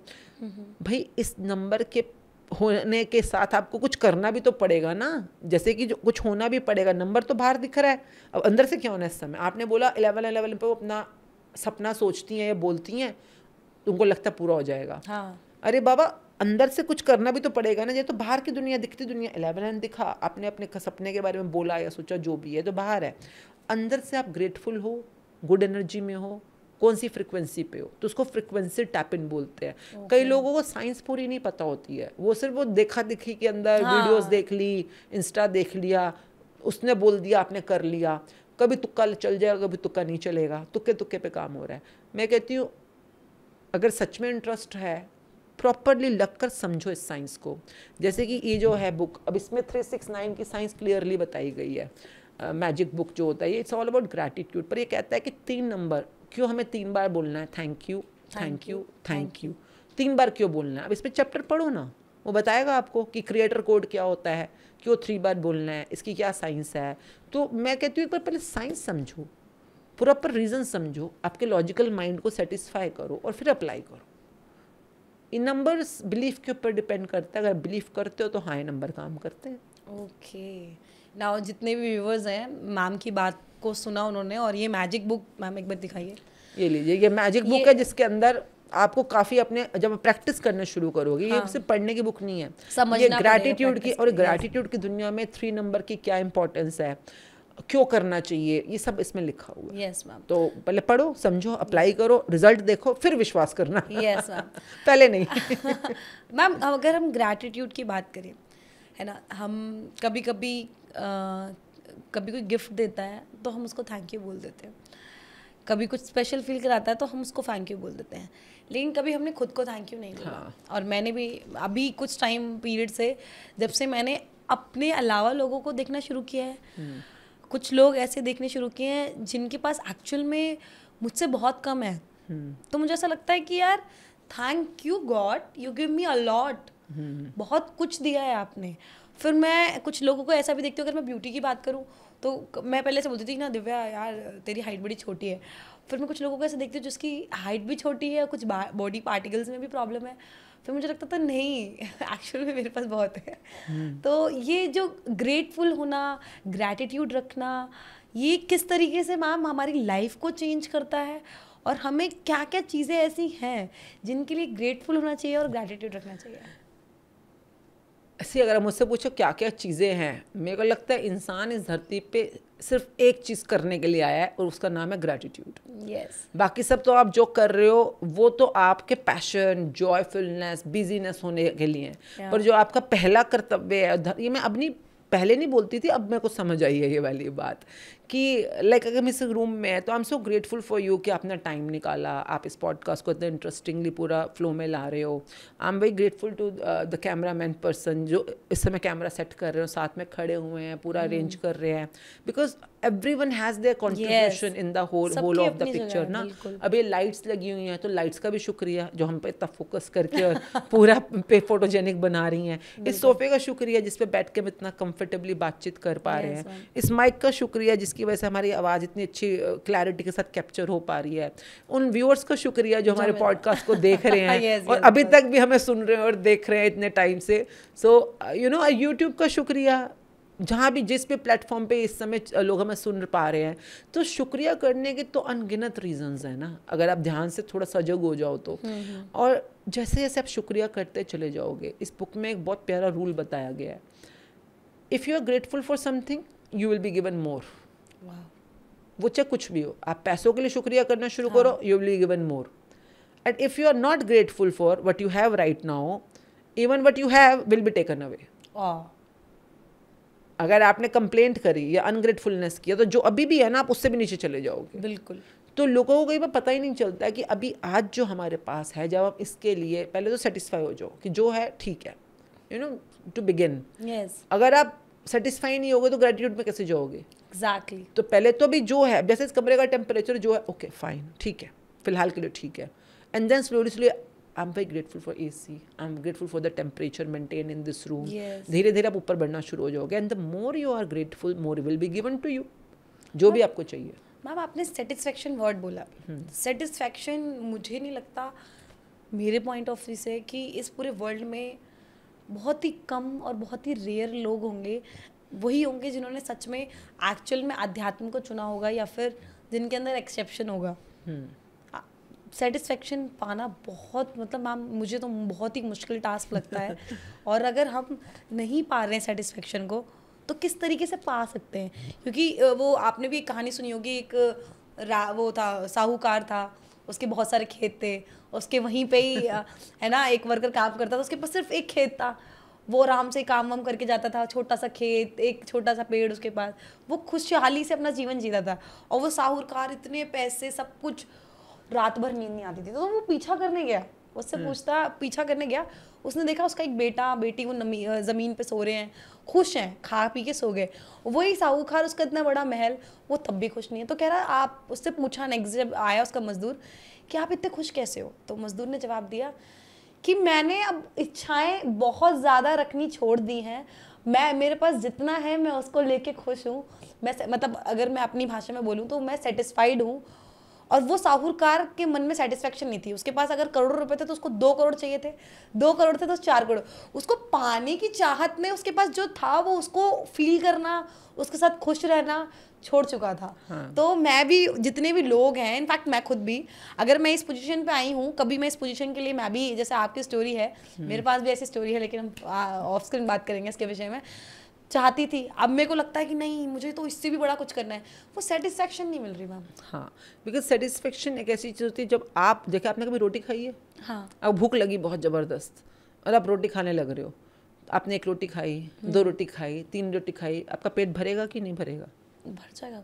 नहीं, आपने अगर 5 रोटियां खा ली, हाँ, अब कोई और कहेगा अब और रोटी खा, नहीं खा पाऊंगे मैम, वो कहेगा खा खा जबरदस्ती है, खाओ। हाँ, खानी पड़ेगी फिर तो। फिर एक और खाओ, खाओगे, एक टाइम के बाद वो नहीं, बस मेरा पेट भर गया। यस। तो आपकी नीड का पेट भरता है, आपकी ग्रीड का पेट नहीं भरता। Oh wow, that's great ma'am. तो ग्रीड का पेट नहीं भरेगा, तो जो भी आप काम कर रहे हो उसमें पहले अपना पैरामीटर खुद सेट करो कि ये मेरी नीड है, मुझे यहाँ तक पहुँचना है। और जब आप पहुँचोगे, बी थैंकफुल, बी ग्रेटफुल कि आप यहाँ तक पहुँचे हो। और मैं हमेशा कहती हूँ, बी ग्रेटफुल एंड सेलिब्रेट। जब आप सेलिब्रेट करते हो ना, आपके अंदर जो बैठा है, आपकी खुद की जो ज़मीर है, खुद की रोशनी है, उसको पता चलता है कि इसने जो बोला था वो पाने के बाद ये खुश हुआ है, ये सच में सेलिब्रेट कर रहा है। जिस भी तरीके से आपको हलवा खा के खुशी मिलती है खाओ, टॉफ़ी खा के खुशी मिलती है खाओ, पार्टी करके खुशी मिलती है पार्टी करो, जो मर्जी करो, पर celebrate your achievement whenever you meet your target. जब हमने सेलिब्रेशंस करनी बंद कर दी ना, हमारा लालच जागना शुरू हो जाता है।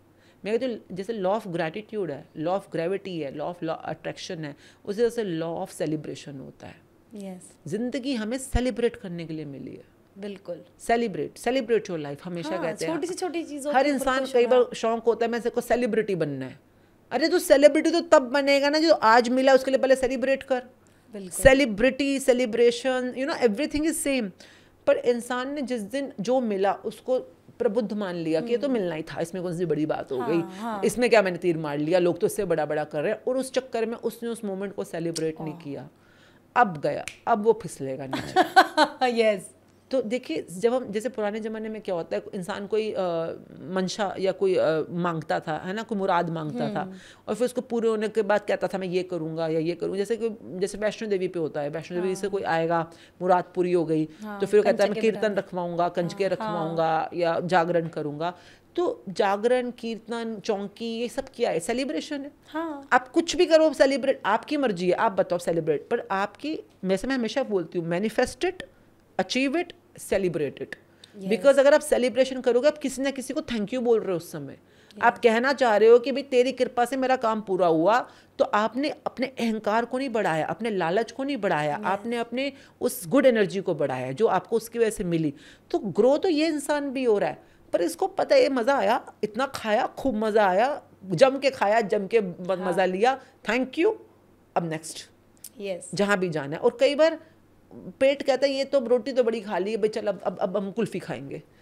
आपने मुझसे पूछा कि आप इस तरफ कैसे आ गए, तो मैंने बहुत खा लिया। हाँ, अब आपको कुल्फी खानी थी। अब मेरे को खा लिया ना यार, वो जो इतना खाना था खा लिया, पेट भर गया, मतलब enough properties, enough name, fame, popularity सब मिल गई। अब इस तरफ आ गए, इसको मजा लो भाई। एक ही जीवन के अंदर आप कब तक बाहरी जिंदगी के अंदर ही रहोगे? मैं हमेशा, जैसे कई लोग कहते हैं कि ये तो दिखावा है, आडंबर है, मिथ्या है, इल्यूजन है। नहीं नहीं अच्छा है मैं चुप सब ठीक है। पैसा होना अच्छी बात है, प्रॉपर्टीज, पैसा, बंगला, गाड़ी, फॉरेन हॉलिडे, आप इस धरती पे आए हो, धरती को पूरा एंजॉय करके जाना, मतलब धरती बहुत सुंदर जगह है। मैं आपको बताऊं, जो उत्तराखंड की पहाड़ियों में मज़ा है और जो गोवा के बीचेस पे मज़ा है, दोनों लो ही दोनों लो मतलब लाइफ में इतनी खूबसूरती है, हर चीज़ का मज़ा लो, मतलब जहाँ पे भी आप जाते हो उस चीज़ को एंजॉय करो। कंप्लेंट करना, क्रिबिंग करना, ये कम है, ये वो कम है, फिर आप मज़े नहीं ले पाओगे ना। क्योंकि आपके मज़े ही मज़े को इनवाइट करेगा। तो जहाँ पे भी हो इस समय, अगर आप एक कुल्फ़ी खाने भी जा रहे हो, कहो वाह मज़ा आ गया, मैं थैंक यू गॉड मुझे कुल्फ़ी खाने को मिली। ये छोटी छोटी जो खुशियाँ होती हैं ना, यही बड़ी खुशियों को आपके ज़िंदगी में लेके आएंगी। तो जो नहीं है उसके लिए चल कोई बात नहीं है ना। मैं ये नहीं कह रही कि आप, मतलब ध्यान जरूर रहना चाहिए कि मुझे वहाँ तक पहुँचना है ना, अपना टारगेट। जैसे सोचो कभी जैसे तेंदुलकर खेलता है क्रिकेट में, जब तेंदुलकर जब उतरता होगा मैदान में, ये थोड़ा सोचता होगा आज मैं 0 पे आउट होके आ जाऊंगा। नहीं, हर कोई मैदान में तो यही सोच के उतरता है मैं सेंचुरी बनाऊंगा। बिल्कुल। तो आप अगर मैदान में उतरे हो तो अपने अपने टारगेट को, अपने मैनिफेस्टेशन को पाने के लिए उतरे हो, है ना। पर अब वो उसका काम क्या है, जैसे बॉल आ रही है सामने से, शोएब अख्तर बॉलिंग कर रहा है फॉर एग्जांपल, हाँ, अब वो बॉलिंग कर रहा है तो तुम्हारा ध्यान कहाँ होना चाहिए, स्कोर बोर्ड के ऊपर कि बैट के ऊपर? बैट के ऊपर। यहाँ गलती करता है इंसान, हर समय वो चाहिए वो चाहिए वो चाहिए। अरे वो चाहिए, पता चल गया कि देखो सेंचुरी मारनी है, अगर इस समय काम तो करो। इसके लिए इस समय तो एक्शन में जो काम है, एक्शन पे ध्यान दे। मैं हमेशा कहती हूँ manifestation and action goes hand by hand, being and doing goes hand by hand. आप जब भी काम करो अपने अंदर से अपने मैनिफेस्टेशन को टिका के रखो, बाहरी दुनिया में अपने आप को कर्मों में कर्मशील रहो। इसको कहा जाता है कर्म योगियों की दुनिया।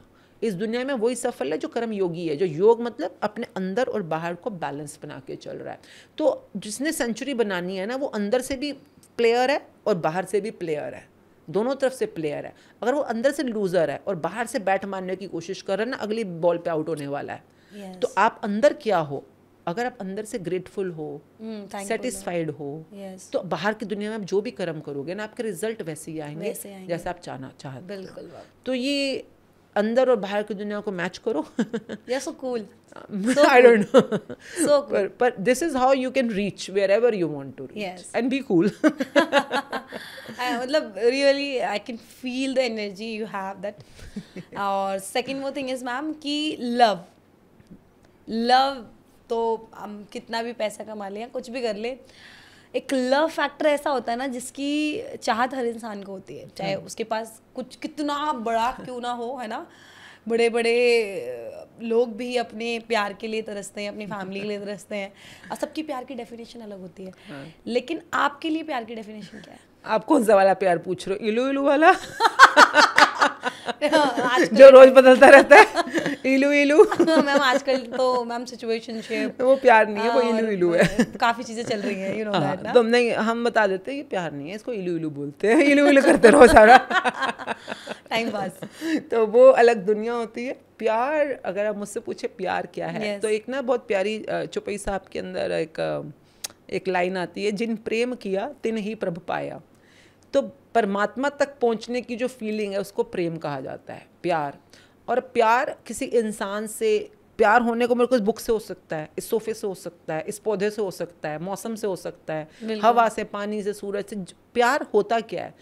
प्यार उसको कहते हैं जब मुझे जैसे आपसे प्यार हुआ फॉर एग्जाम्पल, तो मैं आपके साथ हमेशा गुड फीलिंग में रहूंगी, हमेशा वाव फीलिंग में रहूंगी, है ना, पॉजिटिविटी में रहूंगी। मेरी बुरी चीजें भी अच्छी लगेगी, मतलब प्यार में तो सब कुछ अच्छा ही लगेगा आपका। मतलब जैसे मैं देखती हूँ कोई किसी की नाक निकल रही है, बंदो प्यार में क्यों क्यूट इसकी नोज़ें निकल रही है, हाउ क्यूट। मतलब सामने वाला इंसान एक्सक्यूज मी वो फिल्थी है, हाउ क्यूट। क्यों? क्योंकि आप प्यार में हो।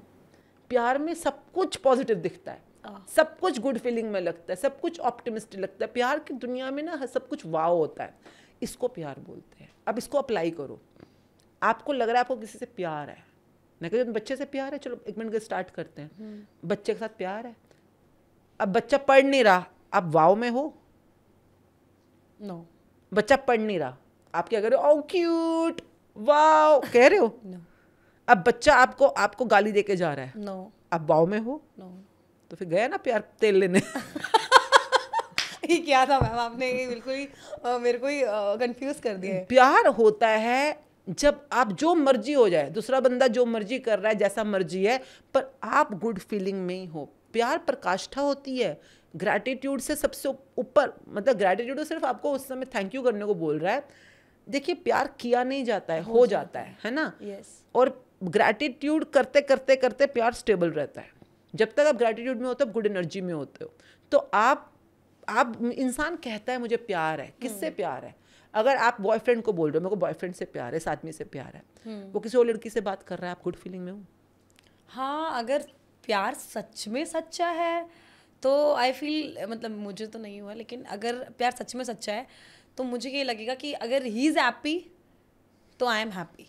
अगर वो किसी और के साथ भी खुश है तो मुझे भी उतनी खुशी होगी, क्योंकि मेरा वन साइडेड चल रहा होगा उधर के। हाँ भाई मैं तुझे देख के खुश हूँ। हाँ, जब तक आप खुश हो, गुड फीलिंग में हो, तो समझो वहाँ पे कुछ फ्रैक्शन और कुछ आयोटा ऑफ गुड फीलिंग प्यार है।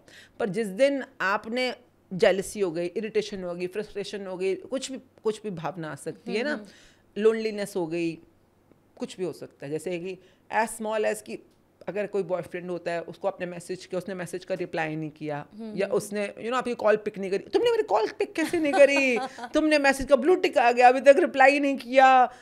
प्यार कहाँ है? प्यार इसके अंदर प्यार होता है कुछ भी हो जाए मैं गुड फीलिंग में हूँ। वो जब तक वो गुड फीलिंग है, प्यार है। आज के टाइम में है ऐसा प्यार? नहीं है नहीं है ना। आप कहाँ ढूंढोगे? अब पति पत्नी में कहीं पे भी नहीं है। तो जब हम प्यार की बात करते हैं, हाँ ये है कि बिट्स एंड पीसेस में कहीं कहीं प्यार का अनुभव है, तभी तो इंसान प्यार ढूंढ रहा है, क्योंकि उसने कहीं ना कहीं कभी ना कभी प्यार को चखा है। कभी तो चख लिया इसने, क्योंकि तो पता है कि वो गुड फीलिंग जो तब आई थी ना, बस अब उसी की उसको लालसा, उसकी ललक लग गई है कि मुझे वो और चाहिए। जो खुशी ढूंढता फिर रहा है, प्यार ढूंढता फिर रहा है, कहाँ ढूंढ रहे हो?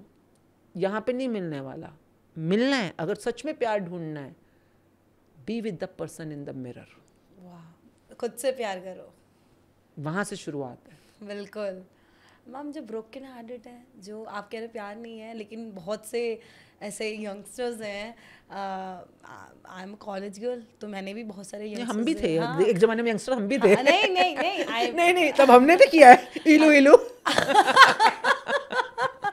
तो हमें पता है, कोई नहीं, आप बोलिए। हाँ, तो आपने ये भी देखा होगा कि कितने सारे होते हैं जो ब्रोकन हार्टेड होते हैं, रो रहे होते हैं, शराबी पी रहे होते हैं, या शराबी नहीं भी पी रहे होते तो एक कोने में अपना दुख अपने आप से ही बता रहे होते हैं, अपने दोस्तों से बता रहे होते हैं।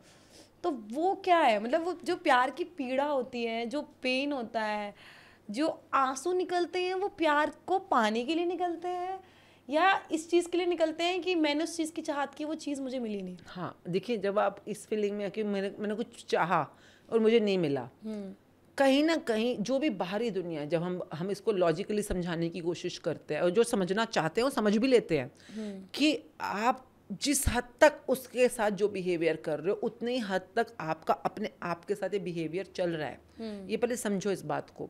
दुनिया में जो भी बाहर, एक बड़ी प्यारी लाइन होती है, विद इन विदाउट, मतलब कि जो अंदर है वो बाहर है, जो बाहर है वो ये अंदर है। तो जो भी आपकी लाइफ में हो रहा है, देखिए मैं किसी चीज़ को कंडोन नहीं करती, किसी को जस्टिफाई नहीं करती, पर मैं ये कहती हूँ आपको एक मनुष्य जन्म मिला है। आप जो भी कर रहे हो, अगर आप उस पीड़ा में रहना चाहते हो तो रह लो अंदर, पीड़ा में से बाहर आना चाहते हो तो पीड़ा क्या है? अंधकार। पीड़ा क्या है? दर्द। पीड़ा क्या है? नेगेटिविटी। बाहर आना है, जब पीड़ा क्या? अंधेरा। अंधेरे में जितने दिन तक रहना चाहते हो रह लो, पर बाहर आना चाहते हो रोशनी जगा दो। इस कमरे में अभी जैसे अभी है, अब रोशनी है, अंधेरा हो जाए तो आपको अंधेरा है, किसी भी रिश्ते में अंधेरा आ गया, एक्सपीरियंस में अंधेरा आ गया, तो अंधेरे को दूर करने का उपाय क्या है? उजाला। कैसे करते हो? बटन ऑन किया, उजाला हो जाता है। सिमिलरली अपनी लाइफ में एक बटन ऑन कर दो, बस इसका, मैजिक का, रोशनी का। आप जिस भी अंधेरे में हो, वहां से बाहर आने का रास्ता 101% है, मिलेगा। 101%। देखिए, आप ये जिंदगी ना जीने के लिए आए हो, और जो भी आपकी लाइफ में ये एग्जाम होते हैं, दुख दर्द, क्या एग्जाम है जिसमें फेल हो गए हो, तभी तो एग्जाम में फेल हुआ, तभी दर्द हुआ ना, जो भी हो रहा है। इनको पार करने के तरीके होते हैं लाइफ के अंदर। Like I remember when I was into my school, मेरा बॉयफ्रेंड नहीं कह सकते, गुड फ्रेंड, क्योंकि बॉयफ्रेंड तो अक्षय कुमार था पर very better than a good friend. Yes. तो 5th क्लास से हम लोग इकट्ठे थे और करते करते बड़े हो गए। और आफ्टर जब हम बड़े हो गए तो हमें यही लगता था हम दोनों एक दिन बॉयफ्रेंड गर्लफ्रेंड बनेंगे जब हम बड़े हो जाएंगे। तो बट आफ्टर सर्टेन, जैसे हम 10th के बाद लगा उसको, वो लड़के जल्दी बड़े हो जाते हैं, मैंने नोट किया। लड़कियां बड़े होने में टाइम लेती थी उस जमाने में। उनकी जो चीजें लड़कों को 6-7 में पता होती है, वो हम 9-10 में जाके, मतलब पता नहीं, पर उसको ये लगा उसको गर्लफ्रेंड चाहिए, उसने बाइक खरीद ली, उसको घूमना फिरना था। और मेरे को ये लगता था नहीं मम्मी पापा, मतलब यू नो आप कैसे मम्मी पापा पे बिलीव कर रहे हैं, आपके ऊपर इतना भरोसा करते हैं, तो आप ऐसा ना बाइक पे बैठ जाओ किसी के साथ जाकर। तो मतलब ये तो शादी के बाद होना चाहिए, या जब मम्मी पापा एग्री करेंगे तभी होना चाहिए। तो जो भी रीजन रहा ना रहा, तो he moved on for another purpose या रीजन के लिए। और क्या हार्ट ब्रेक क्या होता है ना, जगजीत सिंह की गजलें हमने भी सुनी है भाई। सबने सुनी है अपने अपने जमाने में, सबने रोए हैं, सबने वो अपने गिफ्ट और वो उठा के वापस करे हैं, सबकी जिंदगी में होता है। तो क्या वो डिप आया? हाँ डिप आया, बट एक टिप तो ये था कि I was not good enough, उसने मुझे छोड़ दिया या वो चला गया, या मतलब what will happen to me, you know sometimes negativity किसी भी रूप में आ सकती है। Yes. वो बंदा शादी करके चला गया किसी और के साथ, या आपको छोड़ के चला गया, पता नहीं आपने क्या मीनिंग बनाया। I remember I was in a dip, उस समय डिप में थी मैं कि ख़त्म हो गया जो भी हुआ। बट 1-2 दिन के बाद मेरा जो एक्सपीरियंस था अपने बारे में वो ये था कि तुझे क्या चाहिए लाइफ में। मुझे सबसे पहले अपनी मम्मी पापा का भरोसा चाहिए, उन्होंने मुझे भरोसा किया हुआ है, तो मुझे वो चाहिए, नंबर 1। नंबर 2, जो भी हुआ वो उसकी चॉइस थी, तेरी भी चॉइस थी, तू आगे नहीं बढ़ना चाहती थी, वो आगे बढ़ना चाहता था, तो गर्लफ्रेंड चाहिए थी, उसने कोई और गर्लफ्रेंड बना ली। भाई तेरी चॉइस तूने तेरे साथ है, उसके चॉइस उसके साथ है। Can you respect each other choice? Can you just be thankful for the good times you had? And I really started thinking हमारे बचपन से कितने अच्छे गुड टाइम्स रहे हैं। We were so helping to each other in studies and हंसने खेलने में। कई बार स्कूल में लड़के छेड़ते थे तो वो मेरे को सेफ गार्ड भी करता था। तो I started really being thankful for whatever we had as a good time. And you will be amazed, all my bitterness, all my toxin, all the darknesses inside me started losing their grip. Really, they started losing their grip. क्योंकि मैं उस grip में रहना ही नहीं चाहती हूँ। मेरे को उस ग्रिप में रोशनी क्या थी? Good times. And not because I was missing those, but because I was grateful for those good times. तो आपने उस चीज़ का भी शुक्राना किया? मैंने इतना अच्छा फ्रेंड लाइफ में होने के लिए शुक्राना किया, उसके साथ जो अच्छा टाइम बिताया। हम कभी अप्पू घर गए थे फ्रेंड्स के साथ, कभी अच्छा यू नो गुड टाइम्स होते हैं हर किसी रिलेशनशिप में, मैंने उस सब के लिए शुक्राना किया। और जैसे तब मुझे शुक्राना पता थोड़ी ना था, I was just being thankful. But मैंने ये देखा कि भाई थैंकफुल होते होते मैं उस अंधेरे से बाहर आ गई, मेरा मूड चेंज हो गया, मैं अपनी लाइफ के अंदर रोशनी फील करने लग गई। बिल्कुल, यू नो। और मैंने अपनी लाइफ में 2-3 बार, मेरी मम्मी की जब डेथ हुई थी तब भी मैंने इस चीज़ को एक्सपीरियंस किया था कि I was falling into the trap of darkness, of guilt, of sadness, of depression everywhere. But the moment I changed my mindset कि पर मम्मी के साथ कितना अच्छा टाइम भी तो बीता ना, ठीक है वो भी चली गई हैं, पर उन्होंने मेरी लाइफ में क्या क्या किया। और ये नहीं कि मैं याद कर करके रो रही हूँ या सैड हो रही हूँ, मैं उस चीज़ को याद करके ग्रेटफुल हो रही हूँ कि I am so grateful, mummy ने मेरे को इस चीज़ में हेल्प करी, उन्होंने मुझे ये सिखाया, उन्होंने मेरे इतने घर में शादी कराई, you know. And the more I am grateful, the more I am in sync with that vibration. Yes. तो आपको अपनी ज़िंदगी में कहाँ बढ़ना है, कैसे बढ़ना है, आई थिंक इसमें ना 2-4 चैप्टर्स, 3 चैप्टर्स ऐसे हैं, जैसे कि turning your mistakes into blessing या कमिंग आउट ऑफ नेगेटिविटी। तो ये जब आप करते हो, पढ़ते हो, तो आपको और क्लैरिटी हो जाती है कि ये काम करना कैसे है और क्यों करना है।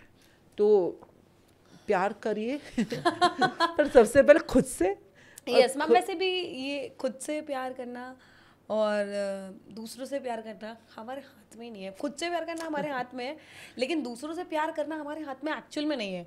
हम जैसे मेरी आपके साथ प्रॉब्लम शेयर करती हूँ मैं ऐसा बोलती हूँ हमेशा बोलती हूँ कि मुझे फ़र्क नहीं पड़ता कि कोई मेरे बारे में क्या सोच रहा है, मुझे फ़र्क नहीं पड़ता मेरे फ्रेंड्स मेरे साथ कैसा बिहेव कर रहे हैं।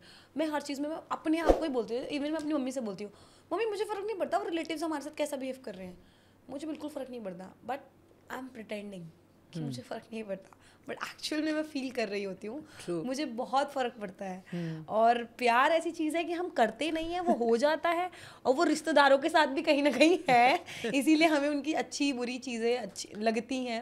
देखिए उनमें वो अच्छा बुरा नहीं है, जो आपको अपने बारे में अच्छा लगता है वो आपको औरों में भी अच्छा लगता है, जो आपको अपने बारे में बुरा लगता है वो आपको औरों में बुरा लगता है। इसका एक चैप्टर 28 आता है, उसका नाम है मैजिक मिरर, जिसमें आपको शीशे के सामने खड़े होकर अपने आप को थैंक यू बोलना है। ये कुछ चीज़ों के बारे में थैंक यू बोलना है जो आप अपने बारे में पसंद करते हो। और मैं बता रही हूँ आपको, कई लोग इतने मुश्किल फील करते हैं शीशे में अपने आप से आंखें मिलाने में, क्योंकि उन्होंने अपने आप को कई बार इतना डिमीन या अपने आप को इंसल्ट या अपने आप को डिटोरेट किया होता है। दुनिया जो मर्जी बोले, पर आपने अपने आप को क्या बोला है। बिल्कुल। आज आप यहाँ इस सीट पे बैठे हैं, दुनिया ने जो मर्जी बोला होगा, पर कभी ना कभी आपने अपने आप को कुछ ना कुछ पॉजिटिव दिया है। बिल्कुल। तभी दुनिया में इतने लोग इस सीट पे नहीं बैठे, पर आप बैठे हो, है ना। आप कहीं तो पहुंचे हो। हाँ, तो आपको आपके बारे में आपका क्या अनुभव है, उसी ने सीट तक पहुंचाया है। और जो और आपसे आगे पहुंचे हुए हैं, उनका अपने बारे में उतना ही पॉजिटिव और ज़्यादा अनुभव है। बिल्कुल। इसलिए वो वहाँ तक पहुंचे हुए हैं। तो अभी यहाँ पे हैं, इसके लिए थैंक यू। और बस आगे बढ़ते बढ़ते शीशे में, I always say the one person who deserve most of your gratitude or appreciation is the person in the mirror. तो अपने आप को सुबह उठते ही, जब भी शीशे में खुद को देखो, किसी पब्लिक वॉशरूम में, पर्सनल में, मोबाइल की सेल्फी में, जब भी अपनी आंखों से आंखें चारो, अपने आप को बोलो thank you, I love you. yes. तब आपको बाहर जो है अपने आप अट्रैक्ट करोगे आप। तो जब जो खुद से प्यार करता है, मतलब मेरी शादी को 30 साल हो गए हैं, मेरी बेटी की भी शादी हो चुकी है, तो अब उसकी स्टोरी तो अलग है, खुद बताएगी, जो उसकी भी बहुत ही ज़्यादा मैजिकल स्टोरी है। पर मेरे हस्बैंड अभी भी जब घर आते हैं तो मतलब नीचे से सीटी बजाते हुआ, मतलब घर में उनका घुसने का स्टाइल है। अब मेरे हस्बैंड बहुत हैंडसम है, बहुत, कई बार लोग उसमें भी जोक ले लो। नहीं, आप भी बहुत प्यारी। नहीं, मैं तो वैसे ही थोड़ी डिफरेंट हो गई हूँ ना, तो वो तो अभी भी बिल्कुल उनका मतलब हर हफ्ते पूरा साज सिंगार होता है, सब कुछ पूरा टिप टॉप रहते हैं। एक बार हम किसी रिट्रीट में गए, किसी और कंपनी की रिट्रीट थी, मतलब हमारी नहीं थी, तो वो हमें नहीं जानते थे इतना, उसे मुझे जानते थे। तो मेरी बेटी गई और हस्बैंड गए मेरे साथ। और मेरे हस्बैंड बहुत मतलब टिप टॉप। सो मतलब हम लोग एक रिट्रीट पे गए, किसी और कॉर्पोरेट की रिट्रीट थी, and me, my husband and daughter, हम we 3 were leading it. And वहाँ पे किसी को नहीं पता कि हम कौन है। मेरा पता है she is the main lead. तो कोई आपस में बात कर रहे गए थे, हाँ मैडम का बेटा और बेटी बड़ी सुंदर है। मतलब if you understand, my husband looks like my beta and my daughter, and this is how the life has been so beautiful. But the way he treats me, the way he compliments and really मतलब pampers me, it's like much more than expected in this life. तो I think रिश्तों को प्यार करना, मैं ये नहीं कह सकती कि वो मुझे प्यार कर रहे हैं, वो मुझे प्यार कर रहे हैं क्योंकि मैं खुद को प्यार करती हूँ। मैं खुद के लिए सेल्फ वर्दीनेस पे हूँ। मैं खुद की, मैं I'm not saying self ego, any kind of ego or arrogance or rudeness. I'm saying if you really be appreciating about yourself, अगर आप खुद को प्यार करते हो, खुद को इज्जत देते हो, तो दुनिया सिर्फ उसकी रिफ्लेक्शन है। तो खुद को, और ये कई लोगों को ना समझ आने में थोड़ी प्रैक्टिस की ज़रूरत पड़ती है। तो begin with self gratitude and it will show you all the path forward. Ma'am, आपने बोला है कि आपके हस्बैंड आपको बहुत पैम्पर करते हैं, बहुत प्यार करते हैं, तो ये सबके लिए है क्वेश्चन मेरा, सबके लिए, जितनी भी फीमेल्स हैं। तो मैं, आपके एक्सपीरियंसेस बहुत रहे होंगे, आप बहुत सारी लड़कियों के बीच में रही हैं, बहुत सारे आर्टिस्टों के बीच में रही हैं, बहुत सारी फीमेल्स माओ सबके बीच में रही हैं, हर तरह की वुमेंस के बीच में रही हैं। तो what actually women want in love? Care, attention, money, क्या मतलब किसी, मतलब लड़के बोलते हैं हमें पता नहीं है कि एक औरत को क्या चाहिए। आप अपने ऑडियंस से पूछिए ना, हाँ, उन्हें क्या चाहिए, एक औरत को क्या चाहिए। तो आप बताइए एक्चुअल में एक औरत को सच में क्या चाहिए? देखिए, क्या चाहिए materialistically, greed wise, show wise तो कुछ भी चाहिए, पर एक औरत का सबसे ज़्यादा इंपॉर्टेंट चीज़ होती है रिस्पेक्ट, इज्जत। अगर कोई इंसान आपको इज्जत दे रहा है ना, तो आपको फील होता है वो अप्रिशिएट भी कर रहा है, फील होता है कि प्यार भी कर रहा है। कोई कहने को कह रहा हो प्यार करता हूँ, मैं तुझे प्यार करता हूँ, और तुम्हारी बेइज्जती कर रहा हो, तुम्हारे सच में तुम्हारे को इज्जत ना कर रहा हो, तो वो प्यार नहीं होता ना। आई थिंक रिस्पेक्ट, इज्जत, डिग्निटी इज़ वन थिंग। ऐसे नहीं बोला जाता है कि ये औरत का गहना होता है, क्योंकि औरत इसको सच में सजा के संवार के रखती है, वो इसको पहनकर अच्छा फील करती है। अगर कोई इसको इज्जत दे रहा है तो उसको अच्छा फील होता है। And I think the only way I won't say I जज, but if I really have a parameter to check whether that man is worthy of my time or my interest or not, is how he treat other women, how he respect other women. कोई अपनी, जैसे मेरे husband अपनी mummy की बहुत, मतलब 30 साल होने वाले हैं हमारी शादी को, वो अपनी मैंने आज तक उनको अपनी मम्मी से गलत अंदाज में बात करते हुए नहीं देखा। वो अपनी मम्मी के साथ बहुत तमीज़ से बात करते हैं, और अगर मम्मी कुछ गलत भी बोल रही होती हैं, कई बार थोड़ा वो हो जाती हूँ, ट्रिगर हो जाती हूँ, पर वो चुप हो जाते हैं। I think this is one thing which I learned in my life, कि जो इंसान अपनी माँ का, वो माँ जिसने आपको 9 महीने पेट में रखा है, जिसने आपकी पोटी सुसु साफ किया, यू नो आपको पूरा पाला है बचपन में, जो इंसान अपनी माँ का सगा नहीं हो सकता वो मेरा कहाँ से होगा? Exactly ma'am. तो और हम औरतें सबसे बड़ी गलती ये करती हैं, एक इंसान को उसकी माँ से दूर करना।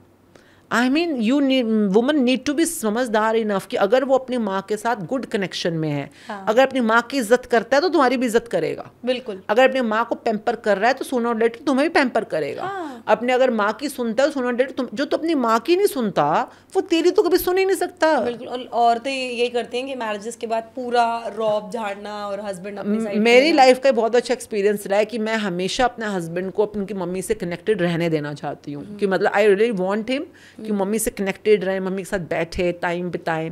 और शायद मैंने उनको वो करने दिया जो वो करना चाहते थे, तो आज के डेट में वो मुझे फुल्ली सपोर्ट करते हैं जो मैं करना चाहती हूँ। बिल्कुल। तो मेरा ये पर्सनल एक्सपीरियंस रहा। I don't know how universal it is, but ये मेरा एक्सपीरियंस अपना रहा। और मैंने अपनी डॉटर को भी हमेशा यही सिखाया है कि आपकी मदर इन लॉ आपकी मदर से ऊपर हैं, and it's your job to make sure she is respected by you and by your husband and as a couple as well. जैसे घर से बाहर जा रहे हो तो यू नो माओ को अगर देना है तो कैसे फैमिली बनती हैं, कैसे रिस्पेक्टफुली आप एक दूसरे के रिलेशन को चलाते हो, ये एक ऐसी चीज़ है जो हमें इस बुक ने सिखाई है। बिल्कुल। ग्रैटिट्यूड करना, जिस पे रिश्ते में वहाँ ग्रैटिट्यूड शुरू कर दो, अपने आप रोशनी आनी शुरू हो जाती है। Yes ma'am.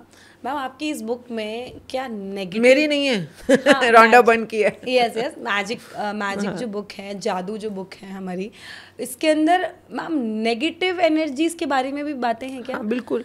नेगेटिव एनर्जी चाहे आपकी पास्ट की हो, कई बार हमसे कुछ ऐसा हो जाता है इसकी वजह से हमारे गिल्ट या पश्चाताप या you know sometimes past haunts you, उससे कैसे बाहर आना है। दूसरी चीज़ होती है आपके आसपास अगर लोग आपको नेगेटिव एनर्जी दे रहे हैं, कुछ कह के कुछ करके, जैसे कई नज़रों से लगा देते हैं, कुछ बोल के लगा देते हैं, कुछ हाथों से या यू नो स्पेल कर देते हैं, उस केस में भी आपको अपना ऑरा कैसे स्ट्रांगली क्रिएट करना है कि उन चीज़ों का आपके ऊपर असर ना हो, वो आपको छू के चली जाएं। तो आपके ऑरा को कंट्रोल करना आपके जिम्मा है, यू नो आप ही बना सकते हो, बिगाड़ते भी आप ही हो। तो उसको कैसे बनाए रखना है, इसीलिए कहा जाता है कि जब भी आप ये बुक शुरू कर रहे हो अपने पास 30 से 40 दिन का टाइम लेके शुरू करो। ये नहीं कि 15 दिन तक किया फिर बीच में छुट्टी मार ली, तो अगर मैं छुट्टी मारी तो ऑरा का जो क्रिएशन हो रहा है वो ब्रेक हो जाएगा ना। बिल्कुल। तो ऑरा तो रोज चलना है, डेली बेसिस पे आपको बिल्ड अप ऑन करना है।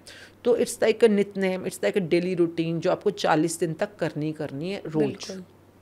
मैम डेथ है ना, ये वर्ड बहुत पेनफुल है और ये होता ही बहुत पेनफुल है, चाहे वो खुद के लिए हो चाहे हम किसी की देख रहे हो, दोनों चीज़। और हमें नहीं पता कि इस यूनिवर्स के बाहर क्या चीज़ें हैं, कौन सी दुनिया है। हमें सिर्फ किताबी बातें पता हैं कि किताब में बताया जाता है कि ऊपर एक नर्क है और स्वर्ग भी है और आपके कर्मों के हिसाब से आपको वहाँ पे शिफ्ट किया जाता है और क्या कहते हैं यमराज आते हैं आपको लेने के लिए, बहुत सारी कहानियाँ है ना।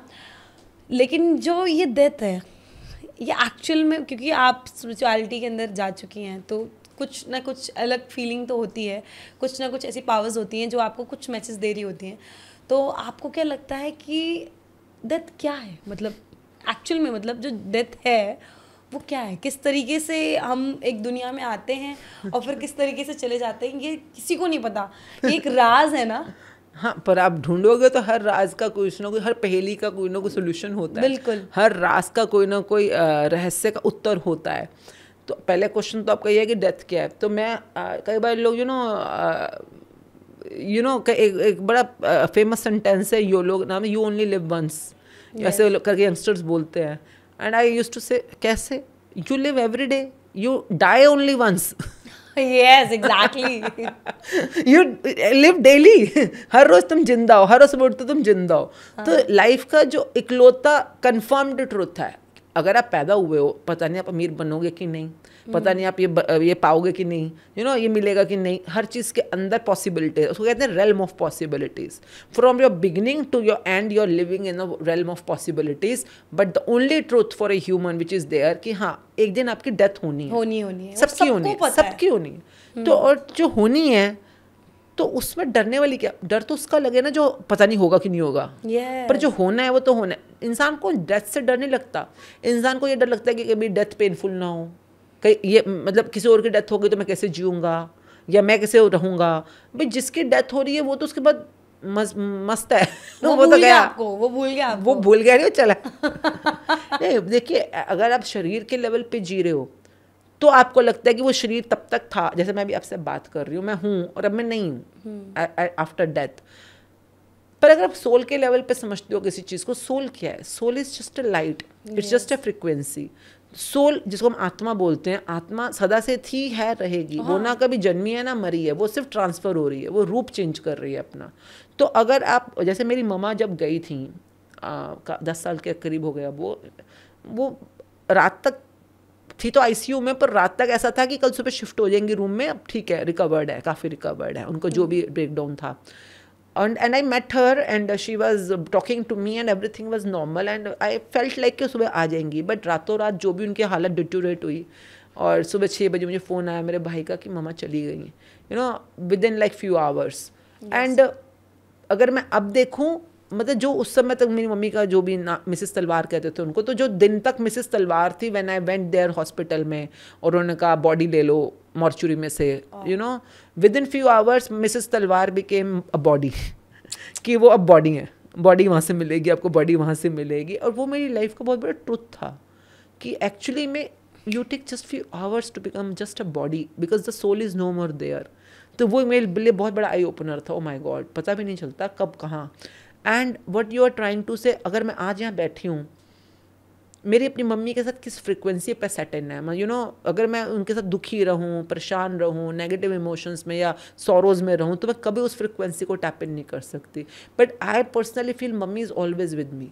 जब भी मुझे ज़रूरत पड़ती है किसी हिम्मत की, करेज की, इनोवेशन की, आइडियाज़ की, जो मेरी मम्मी ने मुझे दिए हैं, obviously I took it from her, I always know she is here to bless me. Why? Because I am always grateful for her. तो शुक्राना में एक बहुत प्यारी प्रैक्टिस होती है, gratitude for your father and mother. Yes ma'am. और मैं कहती हूँ जीते जी कर लो भैया, जीते जी स्वर्ग जी लोगे। Yes ma'am. वेट मत करो मैम। ये जो टॉपिक मैंने छेड़ दिया, ये मेरी लाइफ का सबसे नर्वस या मैं कह लूँ वीकेस्ट पॉइंट है, जो मैं हर दिन सोचती हूँ। मैं मैनिफेस्ट नहीं कर रही, पर मैं हर दिन सोचती हूँ, ना चाहते हुए भी दिमाग में हर वक्त आता है। टेंशन्स होती हैं, मुझे किसी चीज़ की टेंशन नहीं होती कि मैं कितनी सक्सेस पाऊंगी, क्या करूंगी, क्या नहीं करूंगी। आई नो बेटर ऑप्शंस होते हैं, ये नहीं तो कुछ और नहीं तो कुछ और। मरना नहीं है, काम जब तक ज़िंदगी है कुछ ना कुछ कर लूँगी, इतनी कैपेबिलिटी है।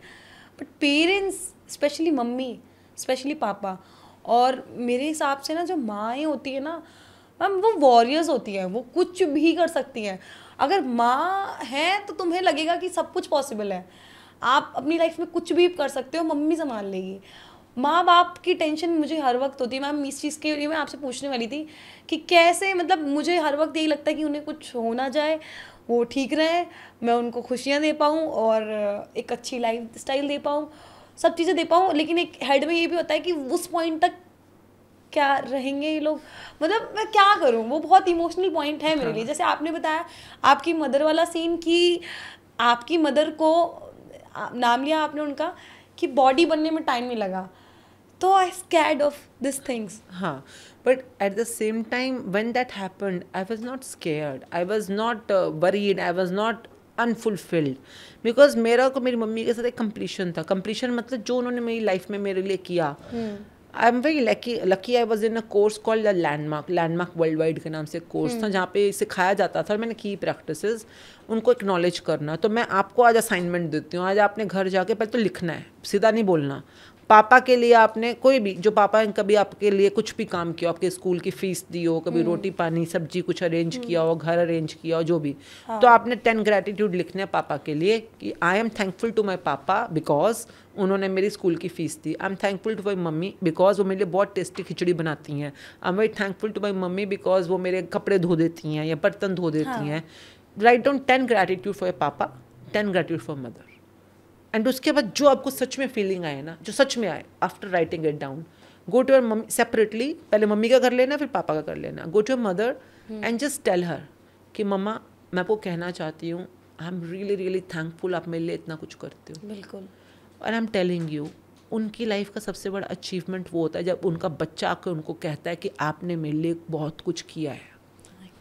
This is what you can pay to your parents. Let them know that you are happy and you are thankful. Yes ma'am. और मतलब आज की जनरेशन में मैम सिर्फ और सिर्फ दिखावा रह गया है सोशल मीडिया का. स्पेशल डेज पे विश कर देते हैं, लेकिन एक्चुअल में वो फीलिंग, वो पेन जो होता है उनकी लाइफ में, पेरेंट्स की लाइफ में, वो कोई फील नहीं कर रहा. किसी को नहीं पड़ी कि पेरेंट्स ने कितना स्ट्रगल करके या कितनी चीज़ें फेस करके आपको उस लेवल पे पहुंचाया है. उस लेवल पे पहुंचने के बाद आपको वो चौका चौंध दिख रही होती है, वो दोस्त दिख रहे होते हैं, वो आप अपनी लाइफ में ग्रो करना चाहते हो. Yes. बहुत आगे तक बढ़ना चाहते हो. Yes. मैं दिन बस एक आप बुक करो ना करो, जब करो तब करो, आप दिन में सिर्फ 10 ग्रैटिट्यूड पापा के लिखने हैं जो आपके बायोलॉजिकल फादर, और 10 ग्रैटिट्यूड मम्मी के लिखने हैं जो भी आपकी बायोलॉजिकल मदर हैं. कई लोगों के शिफ्ट हो जाते हैं कई बार, तो इसलिए मैं बायोलॉजिकली पहले बोलती हूँ. बस उनके लिखने हैं, और उसके बाद जो तुम्हारी रियल फीलिंग है जाकर उनको बस बोल दो. लेटर लिख दो, मैसेज कर दो, फ़ोन कर दो, बोल दो, जो आपका मन हो. नहीं हो तो कोई बात नहीं, लिख लो. आपका काम है असाइनमेंट करना. And you call me after 40 days कि आपकी ज़िंदगी में कुछ फ़र्क आया. ठीक है मैम. आपने सिर्फ एक छोटा सा असाइनमेंट करना है, आप हैरान हो जाओगे, आपकी ज़िंदगी में पावर सप्लाई अबंडेंस में आनी शुरू हो जाती है. आप जहाँ तक पहुँचना चाहते हो, आपकी ज़िंदगी के पावर हाउस होते हैं आपके बायोलॉजिकल पेरेंट्स. अगर आप उनसे कनेक्टेड रहते हो ग्रैटिट्यूड, मैं ये नहीं बोल रही उन्होंने सब कुछ अच्छा किया, मैं कहती 100 चीज़ों में से अगर 2 भी अच्छी करी हैं, उसी के लिए थैंक यू बोल दो. यस. तो बस वही ढूंढ लो, और आप देखो उसके बाद आपके फियर, आपकी चिंताएं, आपके जो भी बाकी पॉइंट्स हैं कैसे डिसअपियर होते हैं, और how fast you grow in your life. Yes. Thank you so much ma'am. Thank you. Literally ये चीज़ आपने जो बताई ये बहुत अच्छी थी, और इसको मैं फॉलो अप करूँगी. आई जस्ट होप कि मेरी ऑडियंस में भी जितने भी बच्चे हों, बड़े भी हों, वो भी करें, बिकॉज बड़े सबके पेरेंट्स होते हैं. हाँ एग्जैक्टली. जिंदा हो चाहे ना हो, बट उनके लिए शुक्रगुजार रहना, ये उनके लिए नहीं है, ये आपकी ज़िंदगी को आगे बढ़ाने की रोशनी. Yes ma'am. This is my last question that I said. Ma'am कितनी सारी दुनिया में कितनी सारी विशेष होती हैं, लेकिन सबसे प्रमुख विशेष क्या है आज के टाइम में? रिच बनना, क्लासी बनना, ड्रीम्स को फुलफिल करना. तो रिच कैसे बन सकते हैं, अपने सपनों का महल कैसे ले सकते हैं, क्लासी लाइफ कैसे जी सकते हैं, इसको कैसे मैनिफेस्ट करें? पहले तो 10 पॉइंट्स बनाओ कि आपके लिए रिच होना मतलब क्या. पैसा चाहिए तो कितना, अगर पैसा आ जाए तो क्या क्या खरीदोगे, गाड़ी कौन सी लोगे, फ़ोन कौन सा लोगे, घर अगर मांग रहे हो तो घर कैसा, फ्लैट चाहिए, कोठी चाहिए, बंगला चाहिए, आइलैंड चाहिए, कितने कमरों का चाहिए. Exact definition. First question is what do you want. वैसे इस बुक में सब कुछ लिखा गया है, पर फिर भी what do you want clear करो, और उसके बाद एक पूरी लिस्ट बनाओ जो जो आपने ऊपर आर्टिकल लिखे हैं. जैसे आपने बोला मोबाइल फ़ोन चाहिए, आईफोन चाहिए for example, why do you want it. लिखो. इसके 10 पॉइंट्स लिखो कि क्यों. हर एक विश की जब आप 10-10 पॉइंट्स लिखते हो, यूनिवर्स को क्लियर हो जाता है कि आपके मैनिफेस्टेशन में शिद्दत है. आप सच में चाहते हो. आप रिश्ते में भी कुछ भी चाहते हो, अपने बॉयफ्रेंड के साथ लॉयल्टी चाहते हो. क्यों चाहते हो लॉयल्टी, लिखो 10 point. I want to have loyalty in my relationship with my boyfriend because, नीचे पॉइंट्स लिखो. Once you are clear what you want, why do you want it, उसके बाद आपको ये 5 स्टेप्स डेली करने होते हैं, मैं बताती हूँ, जिससे आप ज़िंदगी में जो पाना चाहो पा सकते हो. आपने अपने विश को ग्रेटफुल लैंग्वेज में कि आई एम ट्रूली ग्रेटफुल ऐसे करके लिखना है, as if you have received it. For example आप बोलो कि मेरे को एक लविंग बॉयफ्रेंड चाहिए, फॉर एग्जाम्पल है, या अमीरी कुछ भी हो सकती है. मेरी भी स्मार्ट हैंडसम बॉयफ्रेंड भी अमीरी है. yes, of course, loving caring pampering boyfriend या हस्बैंड होना भी अमीरी होती है. exactly. सेहत की अमीरी हो सकती है, पैसों की अमीरी हो सकती है, रिश्तों की अमीरी हो सकती है. जो भी आपकी अमीरी है वो लिख लो पहले, क्लासी अमीरी जिसको भी आप बोलो. एंड देन डेली बेसिस पे you have to do the 5 steps for that. जो भी आपकी विश है, जो भी आपकी डिज़ायर है, आप उस डेली बेसिस पे उसको लिख रहे हो, बोल रहे हो, सुन रहे हो, देख रहे हो और सोच रहे हो. ये चाहे स्पिरिचुअल दुनिया की आपको कोई चाहता है, चाहे मेटेरियलिस्टिक दुनिया की चाहता है, आपको जो रिचनेस, देखिए अमीरी के कोई लेवल्स नहीं होते ना, अभी तो जहाँ है उससे बस लेवल अप करना है, फिर लेवल अप करना है. तो अभी जितना बिलीफ है, बेबी स्टेप्स लेते हो वहाँ तक पहुँचो, जितनी भी अभी आपकी चाहत है, फिर आगे आगे बढ़ते चले जाओ. बिल्कुल. और लाइफ में ग्रैटिट्यूड की कमाइयाँ करते चले जाओ. तो विश करना या वांट करना is like placing an order in the universe, but your order will be released only when you पे in the currency of universe, that's called gratitude. Yes, तो gratitude करते चलिए और अपने सपने पूरे करते चलिए. gratitude हमेशा. और जब भी सपना पूरा हो क्या करना है, सेलिब्रेट करना, बिकॉज सेलिब्रेशन से वो सपने और भी ज्यादा खुश होते हैं कि हमने. मैं सिंपली बोलती हूँ भाई, या तो जो तुम्हें मिल रहा है उसमें मजे ले लो, बिल्कुल, नहीं तो फिर यूनिवर्स तुमसे मजे ले लेगा. एग्जैक्टली. ये तुम ले लो उससे तो अच्छा मजे. नहीं हम यूनिवर्स से मजे मजे में अपने चाहते क्रिएट करो और मजे मजे में पूरी करो. Be grateful, enjoy and live a beautiful blissful life. Yes ma'am. Ma'am really मेरे को बहुत ही ज़्यादा मज़ा आया और मैं ये कॉन्वर्सेशंस और बढ़ाना चाहती हूँ, बट यू नो कि टाइम कितना ज़्यादा हो चुका है ड्यूरेशन के चलते। नहीं, we would love to meet for youngsters again. Youngsters के क्वेश्चंस के साथ हम दोबारा मिलेंगे। बिल्कुल बिल्कुल, हम नया सेगमेंट बनाएंगे और उसमें हम बहुत सारी यंगस्टर्स से रिलेटेड बातें करेंगे, उनकी फीलिंग से रिलेटेड बातें करेंगे। एंड आपकी बातें आपसे भी कई ज़्यादा प्यारी हैं और आप तो हैं ही प्यारी। एंड सेकेंड वो थिंग इज़ मैम कि आपके एक्सपीरियंसेस और आपने जितना हमारी ऑडियंस को सिखाया उन सब चीज़ों के लिए मैं ग्रेटफुल हूँ, थैंकफुल हूँ। थैंक यू वेरी मच इतनी प्यारी बातों के लिए, आपके प्रश्नों के लिए और आपके ऑडियंसेस के लिए बहुत बहुत ब्लेसिंग्स। सपने देखिए, अपनी इच्छाओं को पूरा कीजिए और अपने जीवन को खूब हेवनली बनाइए। Thank you very much. Thank you audience, और हमारे पॉडकास्ट शो को देखिए और अपने पेरेंट्स की रिस्पेक्ट कीजिए और जितना विद इन ग्रैटिट्यूड, और जितना प्यार अपने पेरेंट्स से करते हैं उतना प्यार अपने आप से भी करिए और खुश रहिए और पॉडकास्ट देखते रहिए। Thank you.